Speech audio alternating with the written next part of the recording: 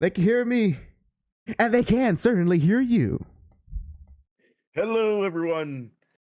Welcome to Fight Night. I'm just kidding. No. One of these days, I need to do a better Fight Night. Like, I know last time when there be times where I'm thinking back to that Fight Night that we had recently, and I'm like, damn, I should have done better on this. I should have taken time to do this. Don't worry, you'll get practice. You'll get your training arc. You'll get you know what it is. I think we need to do a fight night but not with a fighting game to get you motivated. Something in which I don't have home field advantage. Oh, you know what?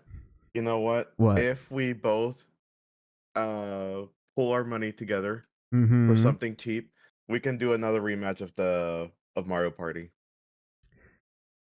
That you know what? When I say pull our money, I mean like get Jamboree. Oh, that's right. Well, you know what? We'll let the audience decide as they hear this. Hopefully that will be a future episode later in the year. But for now, we're at episode 205 of the JAC Show. I'm the generally beautiful and moronic HAC. And I'm your favorite VTuber, Jack. And hopefully, we get to do another Super Mario Party a fight night or game night, because those are fun. Those are always fun. And I actually do want to try out that Jamboree. Now, the only thing is, Jack, it all of a sudden, because by the time we're doing this, the Switch 2 will be out, and it would suck if there's a new Mario Party on the Switch 2. There would be no way, because, like, didn't they just came out with Jamboree? It would be a port at best. That was last year, right? Or yeah, I think so. Yeah, so it would be too short, and if they did do that, it wouldn't be a good Mario Party game to begin with. Also, hey Ghetto, I see you in the chat, good sir. We have a few things on today's agenda. Hopefully we can work our way to do a Jamboree stream in the near future. But for tonight, folks, we're gonna not take it easy, but we're gonna be using our listening ears. All right, everyone gonna be listening ears later down the stream, because we are going to be listening and rating the character themes that have been revealed thus far for Fatal Fury Seed of the Wolves that SNK have graciously been uploading onto their official YouTube channel. And luckily, these are all songs that are like less than 2 minutes long. So, we ain't gonna be listening to a 10-minute instrumental where none of us say anything. Reminds me, and I don't want to get distracted. And there's only 13 tracks, so we can get through it relatively quickly as we discuss which of these Fatal Fury tracks is gonna be number one, or at the bottom, where we're like, we could take it or leave it. So stick around for that, and because in a moment, I will be kind of taking the lead here, because I do want to talk some Daredevil. It's the recent Daredevil news for the new show Daredevil Born Again, which, Jack, as much as I like the name of that show because it's in reference to a pretty cool Daredevil story, it sucks it's not going to be the actual story, because technically the third season of the Netflix show did that story already. So they're not going to do a redo of that same story. So the Born Again is just there for like people who understand that reference. I get it. It's for those people like me. It's gonna be like, original story. Any case, I'm gonna be talking about that very, very, very shortly, because I've been seeing some, honestly, bad takes from the showrunner's comments about the show, and I want to address them, because, my gosh, Jack, I've come to realize you can't please people. You just can't please people at all. Even if you say things that sound good, there's going to be some way to twist the go. Just like that famous tweet that gets popular every once in a while on X, where someone's like, I like pancakes, implying that means you hate waffles. always something like that, and that goes the same with this recent Daredevil article that we will read shortly. But for that, hope everyone has been doing well for tonight. And I wish I had some money right now, Jack, because Virtua Fighter 5 Revo is out. And well, I think it's out unless it's a beta. I'm not, I need to double check because I saw a GK. I saw him playing Virtua Fighter. I was like, wait a minute, is that out yet? The newest, like not the newest game, but like the newest version of the 5th game, which I knew was coming out. I just didn't know when it was coming out. So I'm double checking right now, and for the looks of it, it is yeah, okay. oh, excuse me. Yeah, it is out and currently on Steam. There is a special promotion where you can buy the game for 20% off till February 3rd. I am tempted. I am tempted, Jack. I am tempted. Or you can get the 3rd anniversary edition for $39.99. Includes a whole bunch of extras. You can look that up what the extras are. $15 isn't that bad, or 16. Exactly. And if you're ever someone who thought Tekken's too much, and you actually want to play a game that you feel comfortable playing, unlike Dead or Alive, which, by the way, Jack, I had to explain to my little brother why Dead or Alive was popular in the first place. Oh boy.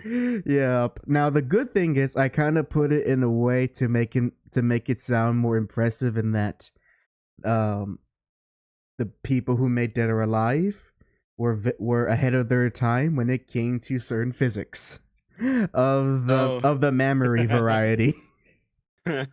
Which is true. They, honest to God, they were literal pioneers with that technology, as weird as that sounds. They were pioneers. Telescopic boob physics. Very much so. So don't get it twisted. Oh, Johnny says you really don't understand boobs. No, it was more so like just trying to find it's more so trying to find a way to say the game is fun to play, but there's two reasons why people like to play them. Because if you take away those 2 reasons, as we're seeing for Dead or Alive 6, even though technically it still kept a lot of the stuff that made Dead or Alive, a lot of people don't come to play. And in fact, I don't know if you know this recently, Jack, the Dead or Alive brand right now is just being used to make these not really dating simulator games, just it pretty much games where you do things with your special waifu character and she reacts to whatever you do. I think I know what you're talking about. Yeah, like nothing pornographic, but basically you get to experience go on a date with Hitomi-chan or whatever. Insert Japanese name here. That's what the Dead or Alive is being right now. So it's not even to be in a fighting game. Well, let's see if Ninja Gaiden series revives a little bit of it. Oh yes, which, by the way, Jack, do you have any interest in actually playing Ninja Gaiden? Yeah. I keep putting it in the back burner, but I was gonna buy the collection, I guess not original, but like the remastered of the trilogy, the trilogy, remastered trilogy. Is that on Steam? Mm-hmm. Huh. For some reason, I was in the mindset that none of the Ninja Gaiden games were on Steam for whatever reason. Yeah, let me see. They're called. Damn. I knew I do find it funny at one point, just the way they kept updating these games, and I sort of kind of got lost which was which, especially Ninja Gaiden 2. I think that game got the most upgrades, especially with each time that game is ported to a different console, it gets a new subtitle. And so I can't tell what's a Sigma, what's black, what's Sigma Plus or whatever. At a certain point, I'm like, okay, they're all the same to me. Of course, of course, I've only ever played one Ninja Gaiden game of the modern ones. I did play the old NES game, at least the first one. That was hard as heck.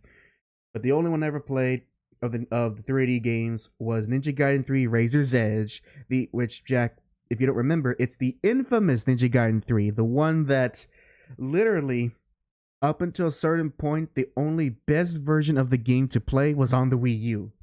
Because the Wii U got the "We sorry, we fixed it" patch. Before, funny enough, that's actually in the Master Collection. Yep, that's Razor's Edge. So they wised up and put the fixed version on other consoles, and now you can play that game with a better frame rate. Oh man, but I actually do want to give those games another shot, because I did adapt to how Ninja Gaiden 3 was when I first played it. Because one of the things I learned very fast is it is not Devil May Cry, it is not Bayonetta. You do not play those games like that. It is not about being stylish. It is about you are going to be moving, you're going to be sweating, and every boss fight is going to at least kick your ass once. I remember playing it up to a certain point for 2. Yeah, I think it was 2 that I played it up to a certain point. I actually got pretty far in the game, and then I stopped because... Oh, that's right. Now I remember why I stopped.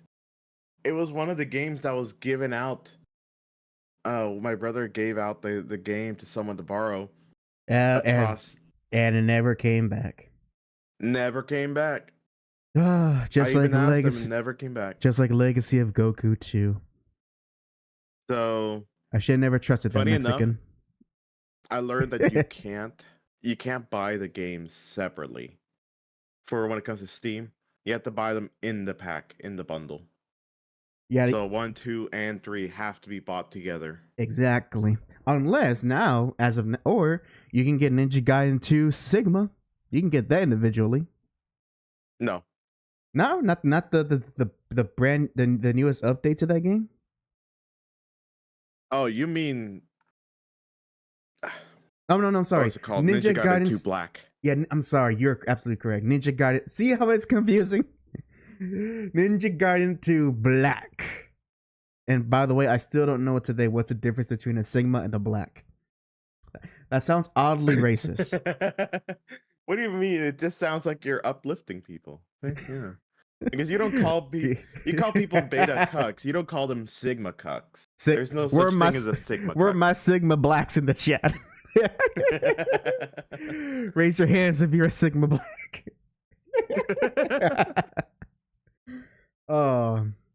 You know what's a very detail I always thought about Ninja Gaiden games? Mm-hmm. Is that all the 3D ones are prequels to the original games on the NES. All of them. So at one point, so it's just kind of fun to see Ryo Hayabusa do all this cool ninja stuff, like in these 3D games, and then you go to where he is in the current timeline, so to speak, or the games that takes place further down, and all you could do is just swing a sword around. And I don't know, it's just kind of funny how that works. Like they didn't even make those games prequels or make them a different series. Nope. Those games are technically further ahead than the newer, flashier HD games. Man's getting in his old age. He's not even that old in those games.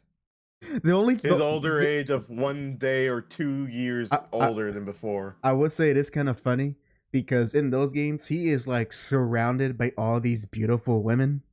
All the time, like Ayane or Momoji or I think Rachel. I think that's the blonde chick's name. And and he does not care about any of them. But in the original Ninja Gaiden games, he is like in love with this normal looking cop woman. And marries her too. So it was like he just has a type. He wants a police. Wait, no, not even, because Rachel, the blonde looking chick, she's a cop, and he's like, nah. I think it is. He's surrounded by so much girls looking like bimbos. He's like, I just want a normal chick. This man goes, I want a traditional woman. He wants his trad wife. Johnny says the extra didn't show the hose. I wonder if the game will be censored there. I do not believe so. I think they weren't presented just to keep focus on the fact that Ninja Gaiden returned, but I believe there was some other info showing that Momoji, Ayane, Rachel, and I think unless it's just stuff for Ninja Gaiden 4 and maybe what's the Dead or Alive chick, the redhead Japanese, the mascot, is it Hotomi? Is that her name? I forgot, to be honest. Johnny would know. I'm sure he drew her once a long time ago in a notebook at school. Kasumi, thank you, Ghetto. Kasumi. Yeah, so no, they're there. They just want to keep the focus on the Hayabusa man himself. That getting my thoughts together.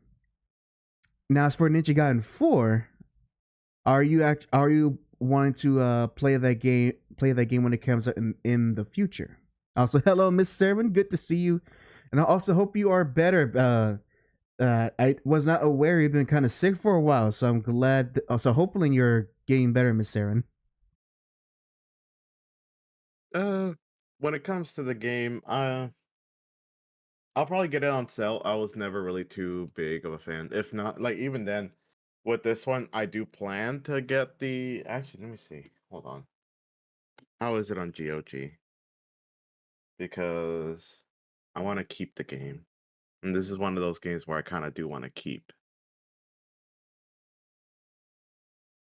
But like the thing is, basically, I would like to.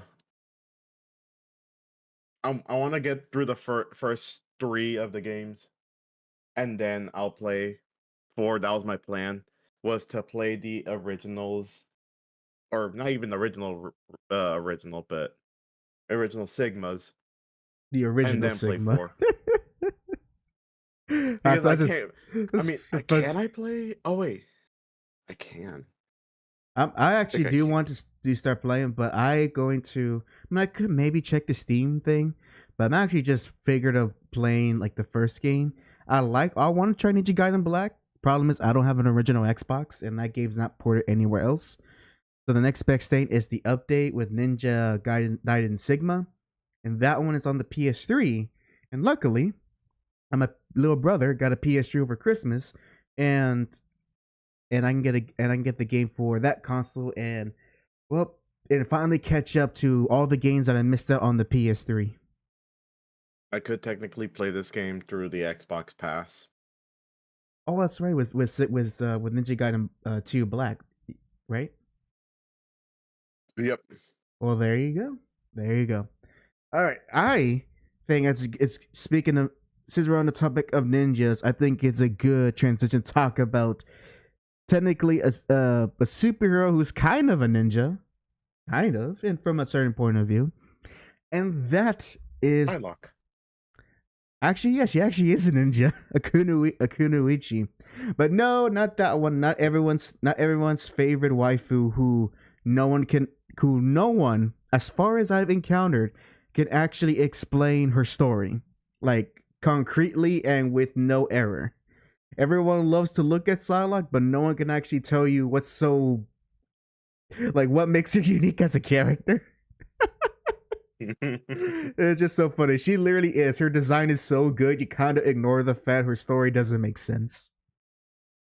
Anyways, no, the other pseudo ninja of Marvel, and that is Daredevil. And I'm gonna transition here on the screen. And actually, Jack, would you like a copy of the article, or are you good with just or would you go with just me kind of saying things out? Because I'll show the article on the screen. You could just say it. I'll look at it through YouTube. All right, so let me transition here. Bada beep, bada boom. There we go. So this comes from SFX magazine. Now this got into some. not mild, extremely mild controversy, but still some inane things are being said on X/Twitter about this recent comment by the new Daredevil show showrunner, Mr. Dario Scartapane. I don't know how it's pronounced. I'm assuming Scartapane. There's no accent. Let's say Dario. Which He's a dick. By the way, Johnny, what you think of Dario from Lucha Underground? Let me know what you thought of him. Any case, Dario gives. Now, this is an excerpt from a full, proper interview he did for the SFX magazine. So this here is just an excerpt that that their host website put on, and I want to say a quote for what Dario said about how he's going to be doing things slightly different for this Daredevil show. He says, "There is more fun in the moments with these characters and a lot less navel-gazing than before," he says in the new issue of SFX magazine.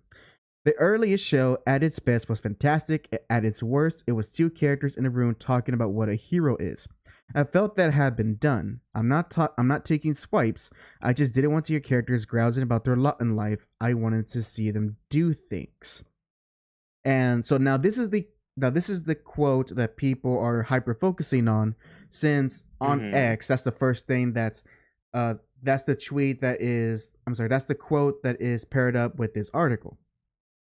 Now he does go on the rest of the article, talk about one of the what he's inspired by in his approach to the show, and he says if the Netflix Daredevil was more inspired by noir and all those old crime thrillers, this Daredevil show is more inspired by stuff like The Sopranos or The King of New York, going for a more up to date criminal story, or at least up to date 30 years ago. Since those shows and movies are pretty old, but definitely not something that's aching. They're definitely taking a different approach from what was done in the old show. Now, again, the quote is the one people have problems with, because at face value, it does sound like he is diminishing the more slower and character-driven moments of the original show. However, he is not, because he says they already shot his best. It was fantastic. He is, in my opinion, he is being honest, because as time goes on, we tend to kind of remember all the good stuff we like from things we enjoy in the past. Is that not true, Jack? Yeah, that's correct. A lot of the nostalgic stuff ends up happening quite a lot. Yeah, which means that we kind of forget all the actual negative stuff that happens, or that a story or a piece of art has. And the case of Daredevil and actually most, if not all, of the Netflix Marvel shows, one of the biggest complaints of almost every show of all those seasons was the fact that there was notorious padding of dialogue, or notorious padding of episodes that hardly or if ever contributed to the main plot. And that was by design, as Netflix wanted to keep people watching and make these episodes, whatever the arbitrary how long they are for the season. And sometimes the story doesn't have enough to keep up with the season, so they do things in between to kind of stretch that out. And each of the Marvel shows, as much as I do like Daredevil, are guilty of this, and this is what he's referring to. And that's what he wants to take a different approach, because Dario here, he did not work on the Netflix show. So obviously, with different people behind the scenes, they're going to do things differently. Is never going to be exactly the same as you want it, which is not inherently a bad thing. And in his case, he wants to take it to a more action approach. And I think people kind of forget that one of the cool things about the old Daredevil show, especially compared to the other Netflix shows, was that the Daredevil action was really good. Like, really good. Up right there with TV, that it was a shame that none of the other Netflix shows could match up to the choreography, the action, the camera work, all of that cool stuff. And quite honestly, there were moments when I was watching Daredevil where I was like, please, can we do something else except just talk? It's cool. We get to know these characters, and the actors do a great job of bringing the script to life with their performances. But it's a superhero show.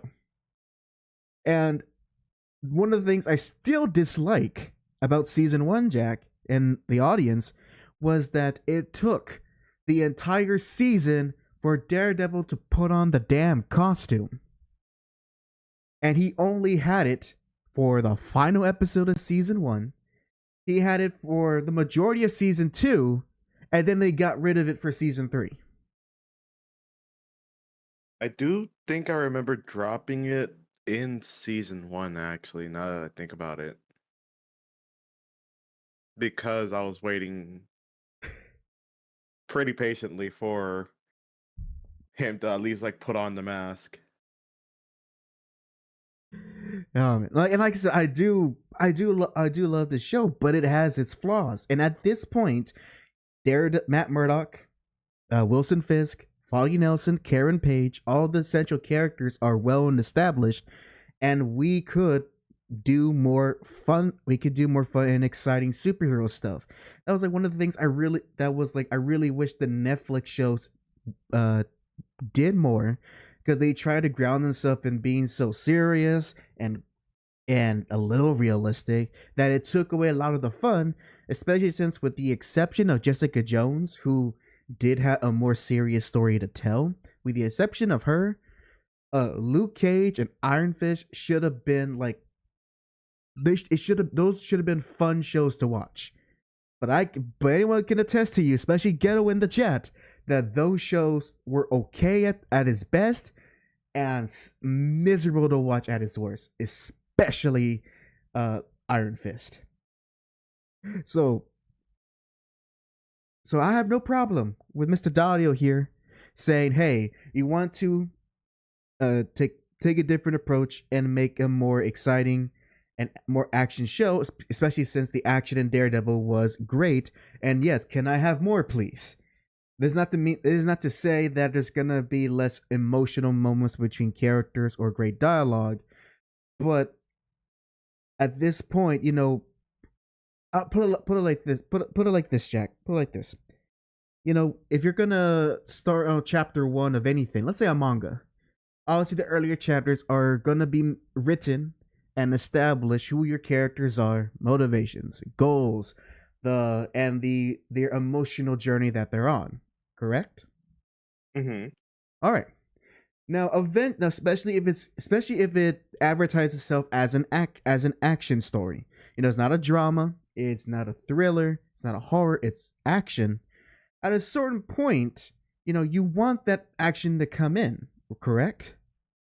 Yeah, of course. Yeah, so then I don't see why people are kind of mad at this guy for saying, hey, we know these characters now. There's no need to kind of wax philosophically about heroism, because characters are all established of who they are and what they believe in. Now let's have fun with that, especially since this is like a pseudo season 4. And yeah, and I see Johnny really disagree with this, but that's my perspective. All right, I am confident we're gonna have those emotional moments with Matt and with Kingpin. I just want some fun, like some honest to God fun. If I remember correctly, actually, and correct me if I'm wrong, you were in the type of camp where, when it comes to a lot of these like hero TV shows, well, hero media, Right. where you're kind of like, can we stop with the year 1, year 2 type of thing of the X hero?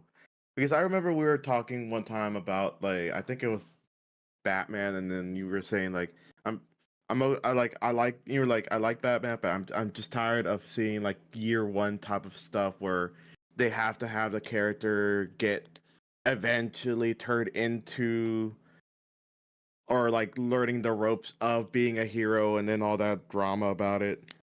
So Yeah. like, I think I understand why you're getting frustrated, because generally this is more of a take where you just like, I want to see the action now, especially if the character's already been developed and there's already so much media of year one, year two. Give me something more like the veteran part of that character. I want to see him do things in his prime, not in his new era. Very much so. Now, I do want to make sure and say that I'm not putting words into the showrunner and saying that it is all gonna be origin stuff. Obviously not. But when you look at that first show, when those three, with those 3 seasons, all of season 1 was about him becoming the hero. All of season 2 was him starting that journey and going through those initial conflicts. And then season 3, along with the Defender show, was him losing that faith to be a hero and then regaining it by the end, making him more established and stronger in his beliefs as a crime fighter. So at this point, Matt's been through that story. Now he's committed to being Daredevil. He knows what he wants to do right in the world. So now he's established. Now let's have some fun with it. Let's actually have him fight actual villains and not just Kingpin Goon number 1 or Kingpin Goon number 25. And I also hope to God, because this is also a thing I hated about the Netflix shows, that when they did use a Marvel villain, they were hardly recognizable, and they would often do these silly things where there will be a prop or a thing in the set to give you a clue. It's like, oh, look at this villain. Like one of the ones I can think at top of my head was that there is a recurring Daredevil character who in the comics is Stiltman. And there's a scene where you see Stiltman, who is not Stiltman, but it's Stiltman, who you see in the background of the place he lives. There's some stilts in the back. You get it? Ooh.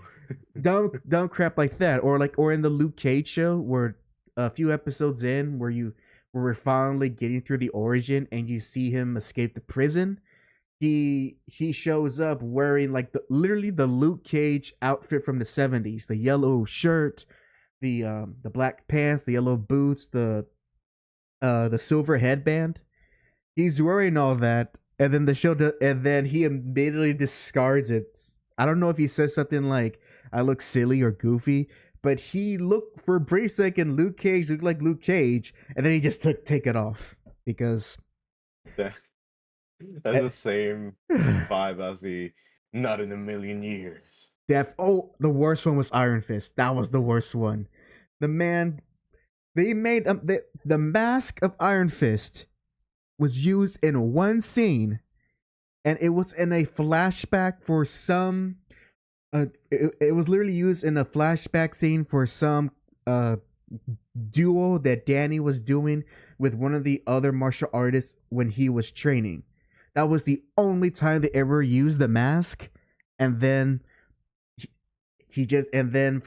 it's never brought up. So like, here's your damn mask. Now leave us alone. So I urge people, disagree with you. You're obviously free to do that, but I do want to be charitable about the showrunner's quote, in that I like to believe that he wants to take the show just in a slightly different direction for what came before, and focus more on providing more a visual spectacle when it comes to the action, because it's one thing the Daredevil show lacks, is really showcasing how cool of a hero Daredevil is.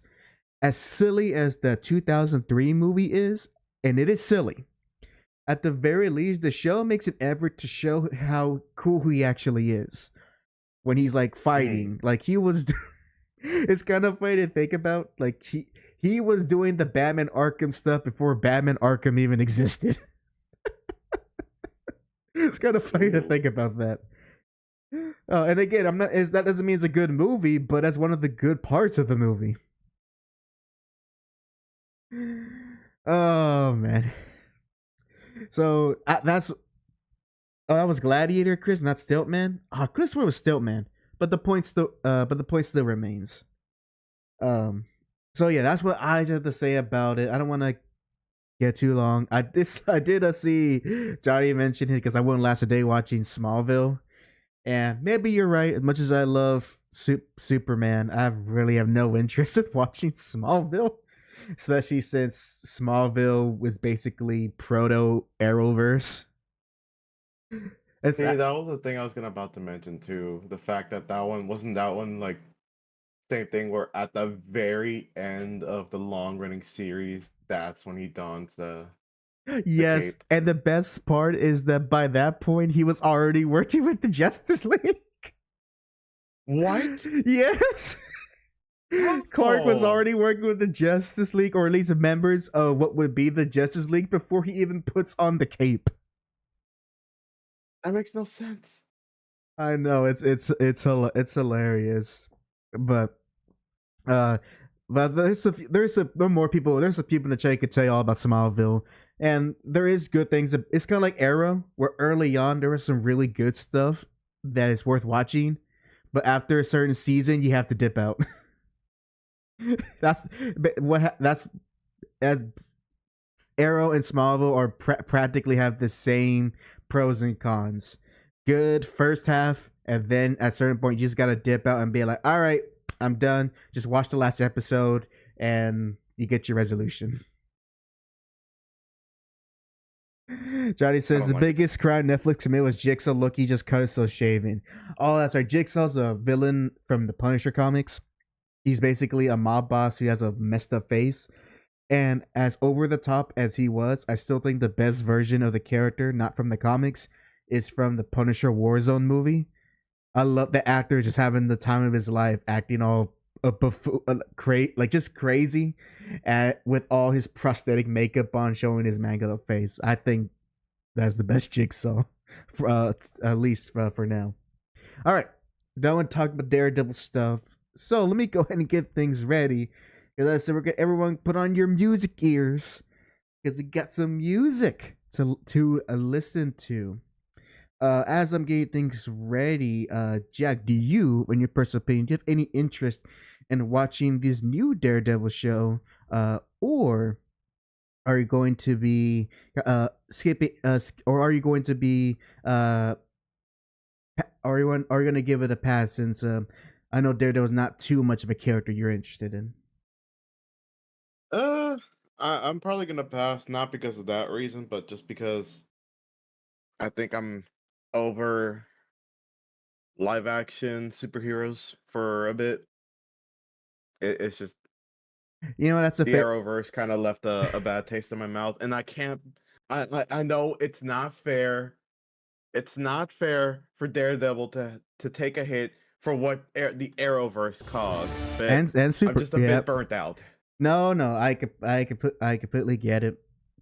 Although I would remind you that the Arrowverse has been finished for quite a while, so maybe I know. those wounds have probably healed a bit. Although you still I'm got it. still a little bit burnt out about it, though.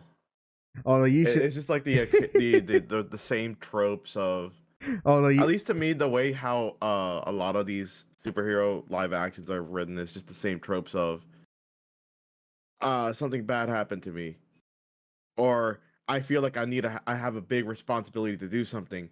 I want to be a hero. Does something, makes one accident. Am I really a hero? I don't know. For 4 episodes, I don't know if I want to be a hero anymore. Does something that random character number 2.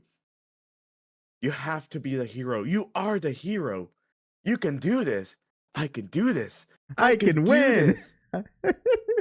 Becomes a hero. Another mistake. I don't know if I want to be a hero anymore again. And rinse and repeat.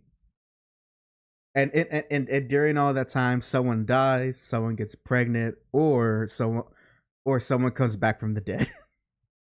One And or then the it's other. just like it's just like oh, I missed out. I missed out on the one very menial date. Oh no, other person. I don't want to be with you anymore. You never spend time with me. You've Like, changed. Like, please get this over. Just let me Y- see y- him fight. You know, Let me see him fight. you know what it is? What we're just talking, it's the melodrama. That's what killed it for you. It's the melodrama. It's just, and then this is a jab at Arrowverse, and then the random thugs that had no jujitsu that can hold off a superhero for like 10 god knows minutes, and then the supervillain escapes because of it. Oh man! Oh, there is. I want to highlight a few comments in the chat. Ghetto says, "Jack, you can always join the Tokusatsu fandom. Give Kamen Rider a shot." I mean, you can. You Oh, can. I've been thinking about it too. Oh, especially the fact that, I mean, it's dipping my toes back into it. It doesn't really count, but it's dipping my toes back into it. The Red Ranger in Another World is just hilarious to me because it has all the tropes of like just the ranger stuff, and then everyone constantly pointing out, how is this a thing? Why is his attacks working? Why is there a random explosion when he transforms? Like, literally, it's been said several times. Why is there explosion behind him? And I'm just here like, because there is. Well, That's it. you know, that reminds me. It's not Super Sentai, but it's Tokusatsu. I need to finish. I need to continue watching Ultraman. I'm already deep into that, to like the first like 10, 15 episodes. So I gotta keep that train going because I like Ultraman. I think he's pretty neat. Johnny says also, Jackie boy, you can go to Smallville and get yourself a brand new Green Arrow. Oh, and speaking of which, I already have a giant list of Kamen Rider things I want to watch. I will share it to you right now. It is here. Here are the ones that I had bookmarked because they sounded interesting and I like the suits. They look cool. Let's see if you rate it on good, bad. I don't know. Kamen Rider W, Kamen Rider Triple O. I think that's just Oh no, that's Kamen me. Rider Gaim. Gain. Kamen Rider Kuga, Kamen Rider Ryuki, and Kamen Rider X-Aid. There you go. Oh, and also for that first Kamen Rider show you listed, that's pronounced Kamen Rider Double. Double. Yeah, Japan loves using the W and pronounce it as double, which is not wrong. It's just funny. Ghetto gives his opinion. Yeah, He says those are all great seasons, so he is confident that whichever one you pick, you will enjoy. I had like I have two other friends that are really into Kamen Rider. They have like a whole subsection in their Discord channels dedicated to Kamen Rider. So I was just like, what's a cool one? Which one should I start with? And they're like, whatever looks cool to you. There you go. Oh, and Ghetto corrects. He says, and the triple O is pronounced pronounced O's, like multiple O's, like O's. Ah, O's. So. Yes or no? そうですね。大丈夫。なるほど。Naruhodo. All right. You want to get this? Let's get this music started. Jack, I share with you on the sources the playlist. So we'll be going down from the way they the way they have it ordered. So we start from the most recent character theme that they SNK has put out, and go down all the way to the very first theme they uploaded onto their YouTube channel. So are you ready, good sir? Yep, and I will keep that in mind. I'm gonna probably start with Kuga then. I'll keep that in mind. All right, and of course, you good folks will be able to join along with us, and as you provide your opinions on all these tunes. Now, as well, I have not heard any single one of them. I've been planning to, and this is a good opportunity to hear what's in store for the next Fatal Fury game. Hopefully, this is a more positive reception than what Street Fighter 6 soundtrack ended up being, which is very, very mixed. So we'll see here. Jack, I am currently at the theme for Gato. All right. I'm at Gato. All right, and it's only a minute 38. So, on my count, we'll go ahead and give this a listen. Of course, Jack, if you want to pause and make just just say and we'll do it whatever we want to discuss. And with that, we'll start in 3, 2, 1, play.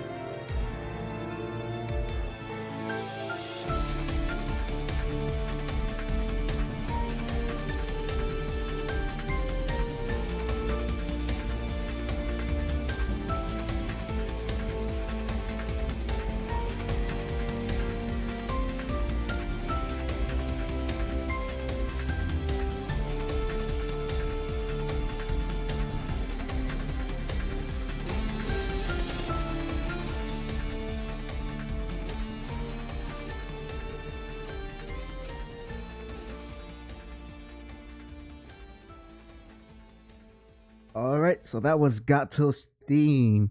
Your initial thoughts, Jack? Let's see. So, as I know, when it comes to a lot of these themes, dedicated to the character, usually there's a bit of like story in the way the music is composed. So I don't know much about the series, but let me know if I'm wrong or if I'm getting close. Generally, I like I like the way it sounds. Looking at the character and the actual song itself, would you say the character is very serious?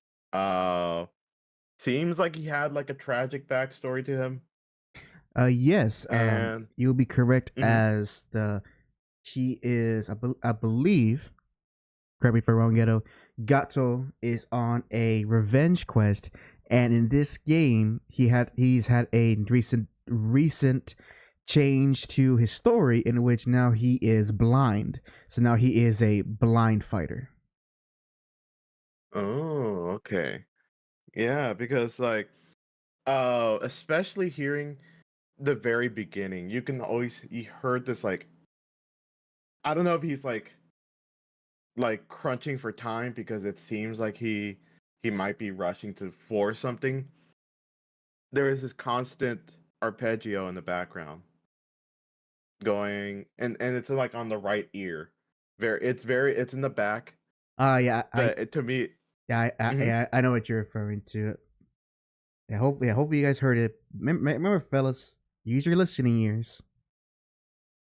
Yep, put on headphones if you need to, but like yeah, I like the vibe, especially whenever the guitar starts kicking in and it like starts filling up the room for the whole piece. Yeah, that would be the especially near the end with the lead guitar as it was playing along with the flute. I do have one critique, and it's the horns they use near the beginning. Yes, the horns That kind of felt a bit that weird. that was such a like that to me was a very MIDI horning sounding horn. Yeah. And and it's hard because unless there is a really good DAW program that has some excellent samples of horns, most of the time they don't sound that good. Yeah, that the is the problem with a lot of these horns and music production, especially if you're like really heavily leaning towards just using DAWs and not live recordings. like The it's like plugins that it's not terrible, but it sounds very out of place. like the plugins for the ones that are like sound really really good, you know what they end up using? What? The sound bank, the sound, I guess, bank of all the for that plugin is basically recordings of a real horn or brass section instrument, and those are expensive. So I don't know if it's just because they couldn't find one that was good, or if that's why they chose this one. Yeah. Now look, it doesn't appear that the whole song, but in that beginning, I was kind of going, like I'm enjoying like the rhythm section part of it, the piano playing the melody, simple it works. But in my left ear, I'm like, but someone killed that tuba player right now.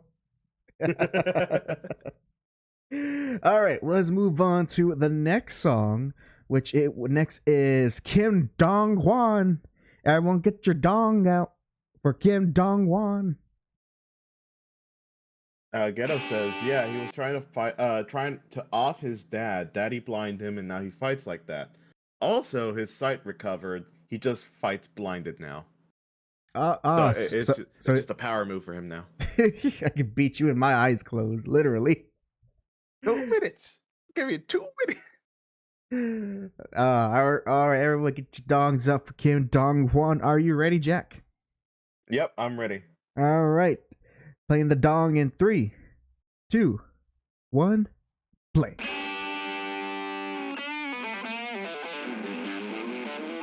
That's a nasty guitar there. Mm-hmm. Oh. Okay, this is very 90s.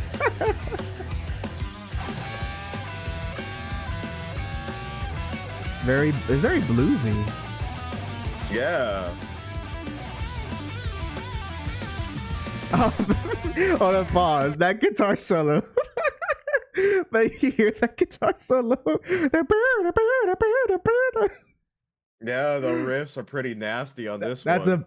it is, but this is that is a boomer riff. This is for such a young character. This is it's as me as an endearment. It's a very boomer sound. All right, let's get going. Play it in 3, 2, 1, play.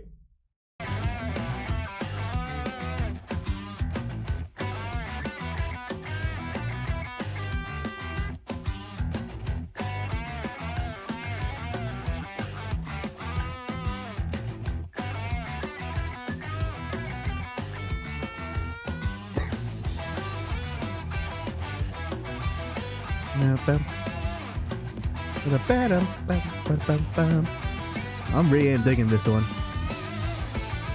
Oh, there's the drums and the bass.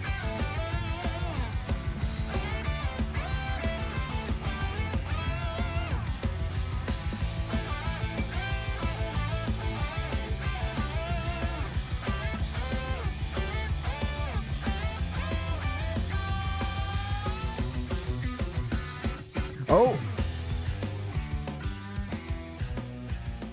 You know what this reminds me of, Jack? Mm-hmm. When I hear this, I am taken back, and hopefully the chat will understand what I'm talking about. I feel like I'm watching an episode of Trigun. That's what it feels like.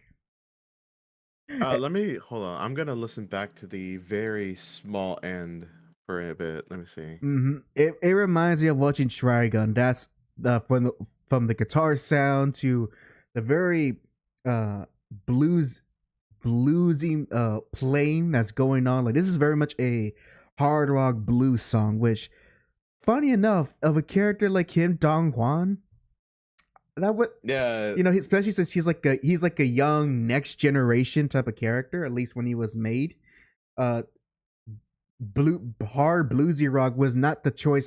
Wouldn't have been the music choice I would have picked for the next generation, since that's a very old school type of music style. So this one, in a way, kind of caught me off guard. Like, I like it. I kind of dig it. I mean, like, considering from like the fact that I don't know much about the character, it just like I don't know. Just from looking at the splash of how he looks like and the song itself, it fits to me. Uh, just looking at the way he's like posed right now, and with the song, it shows to me like he kind of he doesn't really take. He likes to have fun with with the fights. Yeah, kind of like what Johnny says. He's kind of like a dork. It kind of feels like that sense of he's a dork. He just which doesn't makes take too much seriously. which makes a lot of sense because he contrasts his brother, who's the more serious one, who's also, I believe, a player in this game, which we might come across. Actually, is he in here? I don't see him. Oh, okay, never mind. We're not gonna see him, but he was in the last Fatal Fury game, and that's what contrasted. So Dong Juan was the more sillier brother, and I forget what his brother's name. His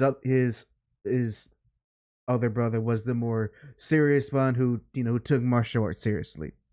Say that's a better way I could say that. There's a better way I could say that. Kim Jae-un. There we go, Kim Jae-un. That's the cat. But Wow, like so far, I am liking how it's actually the songs are fitting very much into their personalities. I'm just looking at the wiki right now. Slacker, cocky, very goofy, thinks highly of himself. This kind of fits with him. It generally does. Yep. Yeah, so I like it. And here's the next one. Especially she's a pretty relevant character. Next up is Mai Shiranui. Let's see what kind of music they give the Queen of Fighters over here. All right, hold on. Okay. I'm getting ready. Don't worry. All right. Pressing play. He's getting the tissues and the lotion. And no. Pressing play in 3, 2, 1, play.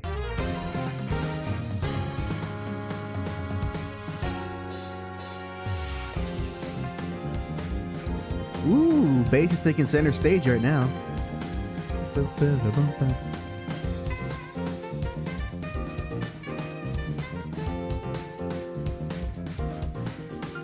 Very beachy music. This smooth jazz. Yeah. Makes you wanna go boingy boingy.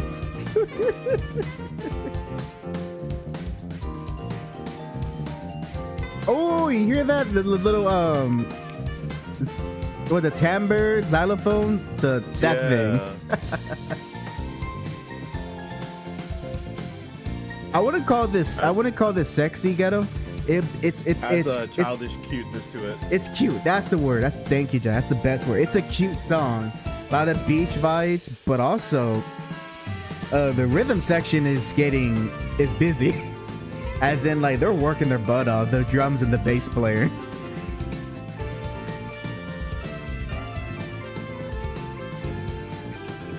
Especially that, man, I'm loving the groove on this bass. The bass is like really working hard on this one. He's just grooving.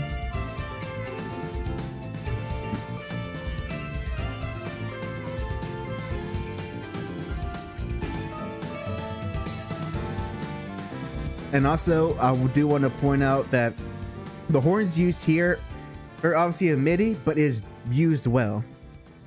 Yeah, it is used well. It unlike with Gato, is not very. It doesn't stand out, and it's mixed it with the rest of the music. So you know what it could be. What it could be. It could be the fact that the reason why this one fits so well is just because of the fact that there's already layered other instruments on top of it. So when it comes to the frequencies, you don't outwardly hear the MIDI parts of the trumpets or the brass itself. Meanwhile, with Gatos, the trumpets are like full front and center, so people will definitely hear the MIDI part of it. Yeah, it's about layers. Music has layers. Ogres has layers. Sarah comments, I could see it being used in one of my cozy games during the festival. Yes, I could definitely see it in an Animal Crossing game or a Sims game. It fits Mai. She has a very bubbly personality, which I always enjoy. Always enjoy about the character. She looks fun, acts fun, just so she can beat you up severely. She's a kunoichi. Yeah. That's that's her thing. Oh, by the way, have you seen those with the Street Fighter 6 the reactions and the her screen reactions when during the before the match starts, the one where she has her eyes closed? No, I haven't. Oh, you should see it. I'm glad it's like as cute and as much sex appeal Mai has. I'm glad they get show that she has a quirky, funny side to her. So you should look at the Mai reactions they gave her for Street Fighter 6. I do know she has a one-hit KO taunt kind. Well, yeah, it's like a special input, kind of like the Armika stuff. Oh, I did not know that. I have to look into that. I was not aware that was a thing. She basically like pulls out a. I don't know if she pulls out a mic or she uses her fan as a mic, but then like at the end of it, she just like says, and then like she bows down, and as soon as she brings up and like hypes it up at the very last second, fire comes out from all sides in a little area between around her, and if someone steps in it, they just die. That's funny. Well, probably never work in a real match, but if it did, that would be great. All right. Next is Kevin Ryan. I got it up and ready, so let me know when you are, Jack. And we'll go with the only thing I really know about this character, as Ghetto points out in the chat. Are you sure? Yes, it says here mine Billy Kane is. Oh, boy, I'm dissing my boy Billy. I'm sorry. Got me go back to Billy. I skipped over him by accident. Damn. My bad, folks. My bad. We'll give Billy Kane his due with his new Hawkeye look. Doesn't he look like a modern Hawkeye with the hair and the glasses? Yeah. Although now I'm like trying to remove all of the MCU looks for the characters and now sticking with Marvel Rivals looks. Well, have you seen how Hawkeye looks like in Marvel Rivals? A little bit. I still would prefer like a prep. Well, you know what? It's an improvement over his MCU look, so I'll give it that. True. Ghetto says he's going for the early 2000s punk look. Well, he is an old man. 2000s. He is an old man at this point, so it makes sense. Where's his where's the tips? The frosted tips. The frosted tips. Yeah, the frosted tips. Frosted tips. Maybe. Oh, he should have, instead of his bandana, what he always used to wear, he should have a backwards cap. Yeah. with the Aeropostale collared shirt. Yeah. All right, are you ready? I'm ready. Playing in 3, 2, 1, play. Okay, we're going heavy. Let's see how heavy. All right, heavy metal sound. Good.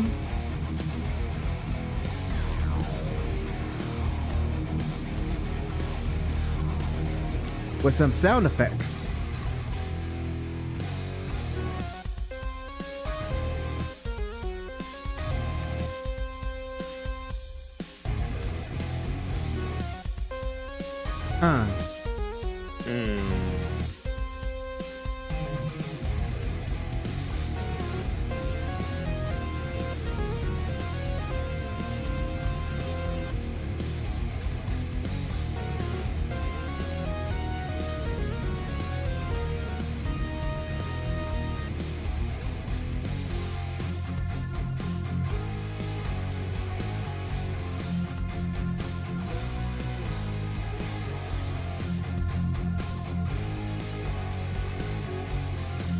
Their palm mutes.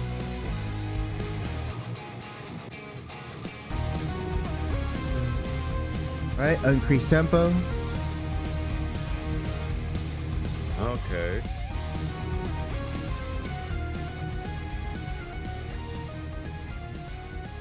All right, I'm gonna come out and say it. This one's a little bit desired. I don't know. Okay, there has to be some reason, like especially with the way the MIDI keyboard is playing for that synth. I don't know much about the character, but like I'm just kind of confused of why they're using when it comes to the melody of that keyboard to be unresolved. Not only that, it really does stick out. Like Like right, it it's feels like they got a nice rhythm section going on with the heavy metal rhythm guitars and the bass and the drums. They got that as a good foundation, and then someone just took out a little keyboard and just went like right on top of well, everything, and it just sticks out. well, like the thing is, like it feels unresolved on that initial part, but then once when you go towards the later parts of the song itself, you can hear that they added in again the synth keyboard, but it has the notes resolving. So I'm like, why? What's the reasoning? I don't know. I Am think I just like overthinking it? I think you know what I think is possibly if I was more familiar with the Fatal Fury music, it is possible this could be a callback to an earlier theme, and that's why they did that. It is possible, so I'm not going to be too harsh on it if it's supposed to be like, oh, like this is this theme from this is a guess, I don't know. It's from Fatal Fury 3, and they insert that melody here with the with the bit sounds. Even then, it to me really does stick out, and they probably should have been more consistent in using a guitar to play that melody that the bit music was doing. I don't know. I think if I learned a little bit more about the character, I might get a better But also, read on it. well, the music doesn't surely show much of his character, because he started off as like he's his henchman, like a right hand man type of henchman. He's Mhm. in so you know that loose morals doesn't will kill someone if he needs to. Overprotective of his sister. That's definitely a thing. According to Ghetto, he took over Geese's company. So, but none of the music kind of reflects that. At the same time, Billy's not a very in-depth character to begin with. He's a henchman. Like, he literally started off as a henchman. The unique thing about him when he was made was that he had a staff, and he was British. He was a British. That was the thing that's missing. Instead of going for the heavy metal sound, because he's like a British punk, and especially back then he dressed like one, the music should have been more inspired by a punk sound. That would have fit his more rebellious and like malevolent side to him.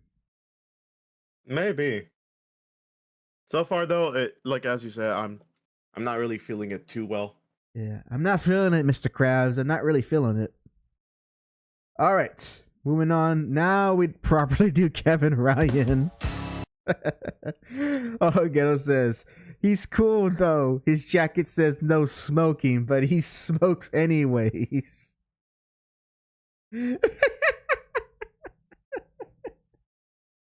What a cool guy. Man breaks all the rules, even his own.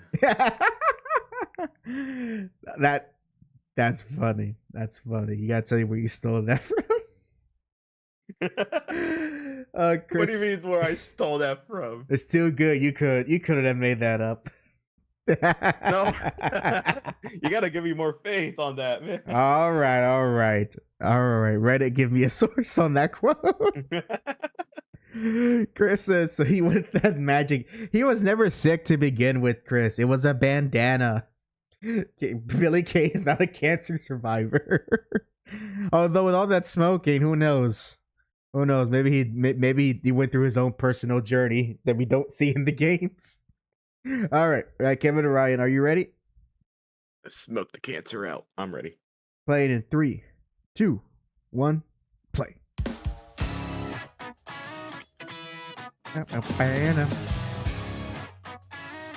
Very 90s. Kind of gives me an MJ vibe.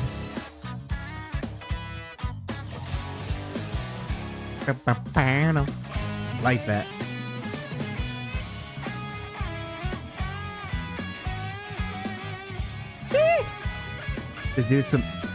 This feels like a Michael Jackson track. like something he will say, "It's pretty good, but put in the trash." All those. Okay, this is a '90s song right here. That drum fills with all of the synth. This is '90s right there. Yeah.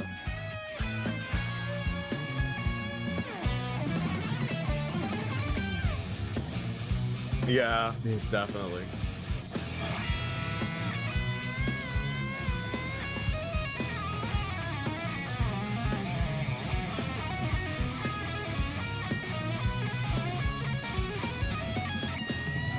That's pretty good solo right there. Oh, he's okay. I thought I was gonna keep going. Are you funny if he kept going? Oh, there's the piano. I got some nice piano taking over. Ooh, a little jazzy there.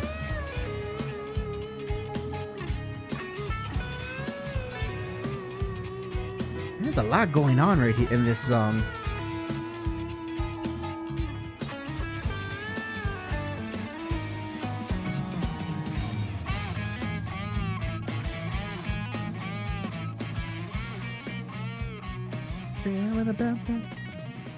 All right, I really jive with this. Like I said, it feels like a hidden Michael Jackson track.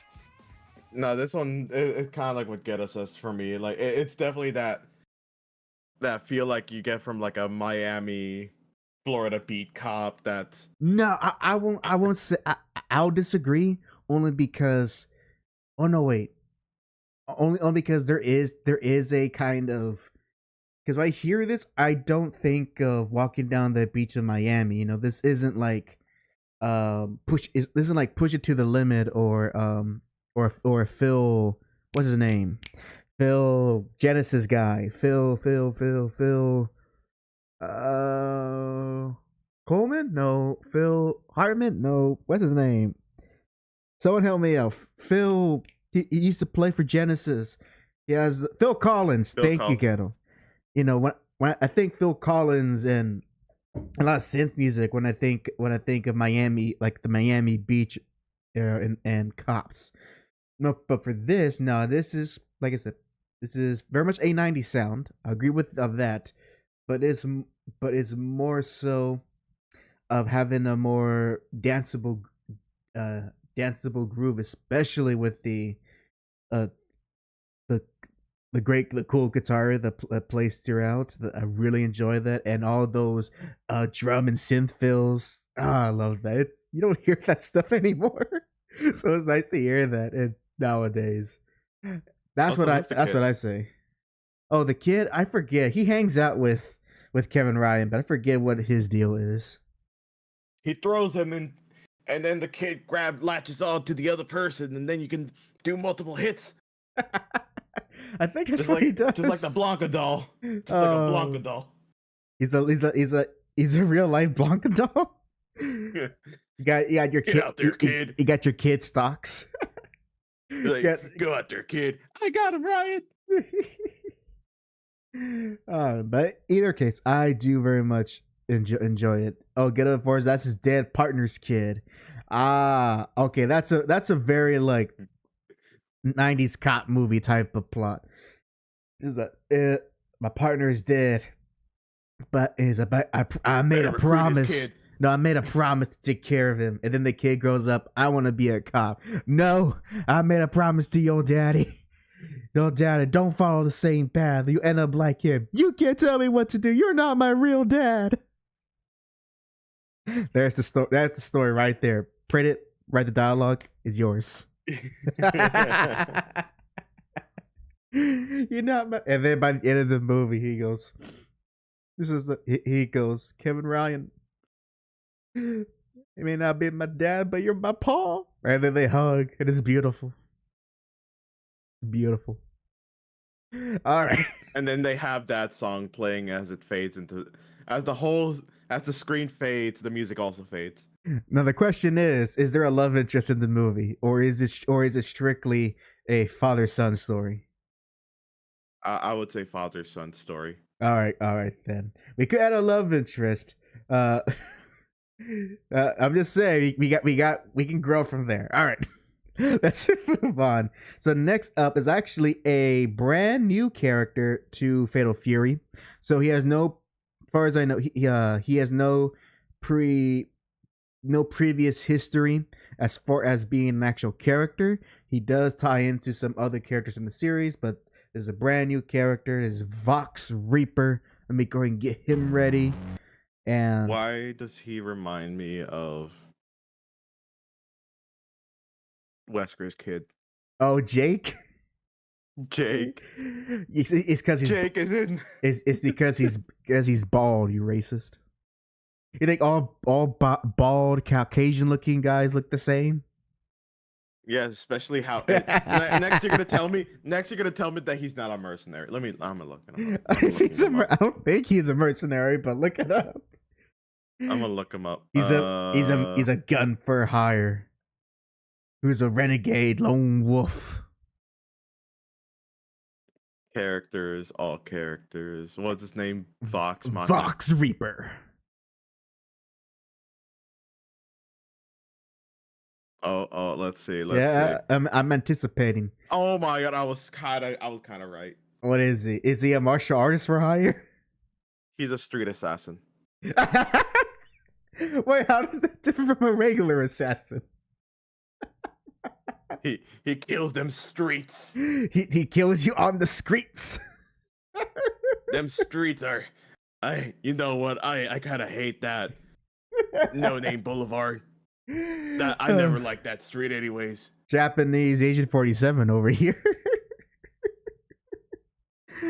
Oh, Johnny says, "These are the fucks that shit on his face supposed to be." The Oni horns, man. He's supposed to look like an Oni. Aren't you scared? Aren't you scared, Johnny? He looks like he messes with people on the beaches of Brazil. Johnny says he doesn't do indoor killing. Christopher says Asia 47. Oh, that's wrong. 47-ounce malt liquor and a pack of Newports. Oh, come on. It would not be malt. It would not be malt maker. It will be Budweiser.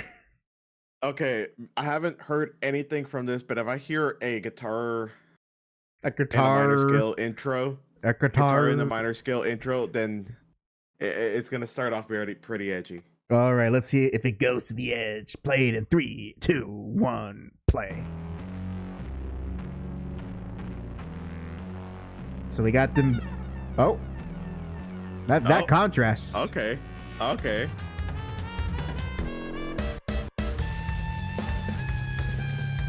No guitar, but full bass. He's got that heavy. Very mafioso. I'm gonna get you enough, but you can't refuse. Oh, there's a guitar.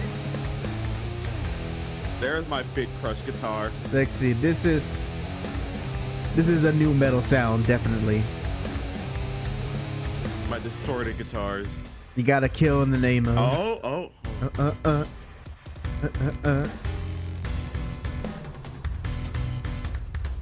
I do like the loud piano fits really well. Oh, and an electric organ? That's an electric organ. Mm-hmm. Wow, this is a mixture of a lot of things. We got loud musics. We got loud instruments going on, a new metal guitar riff, a heavy low end.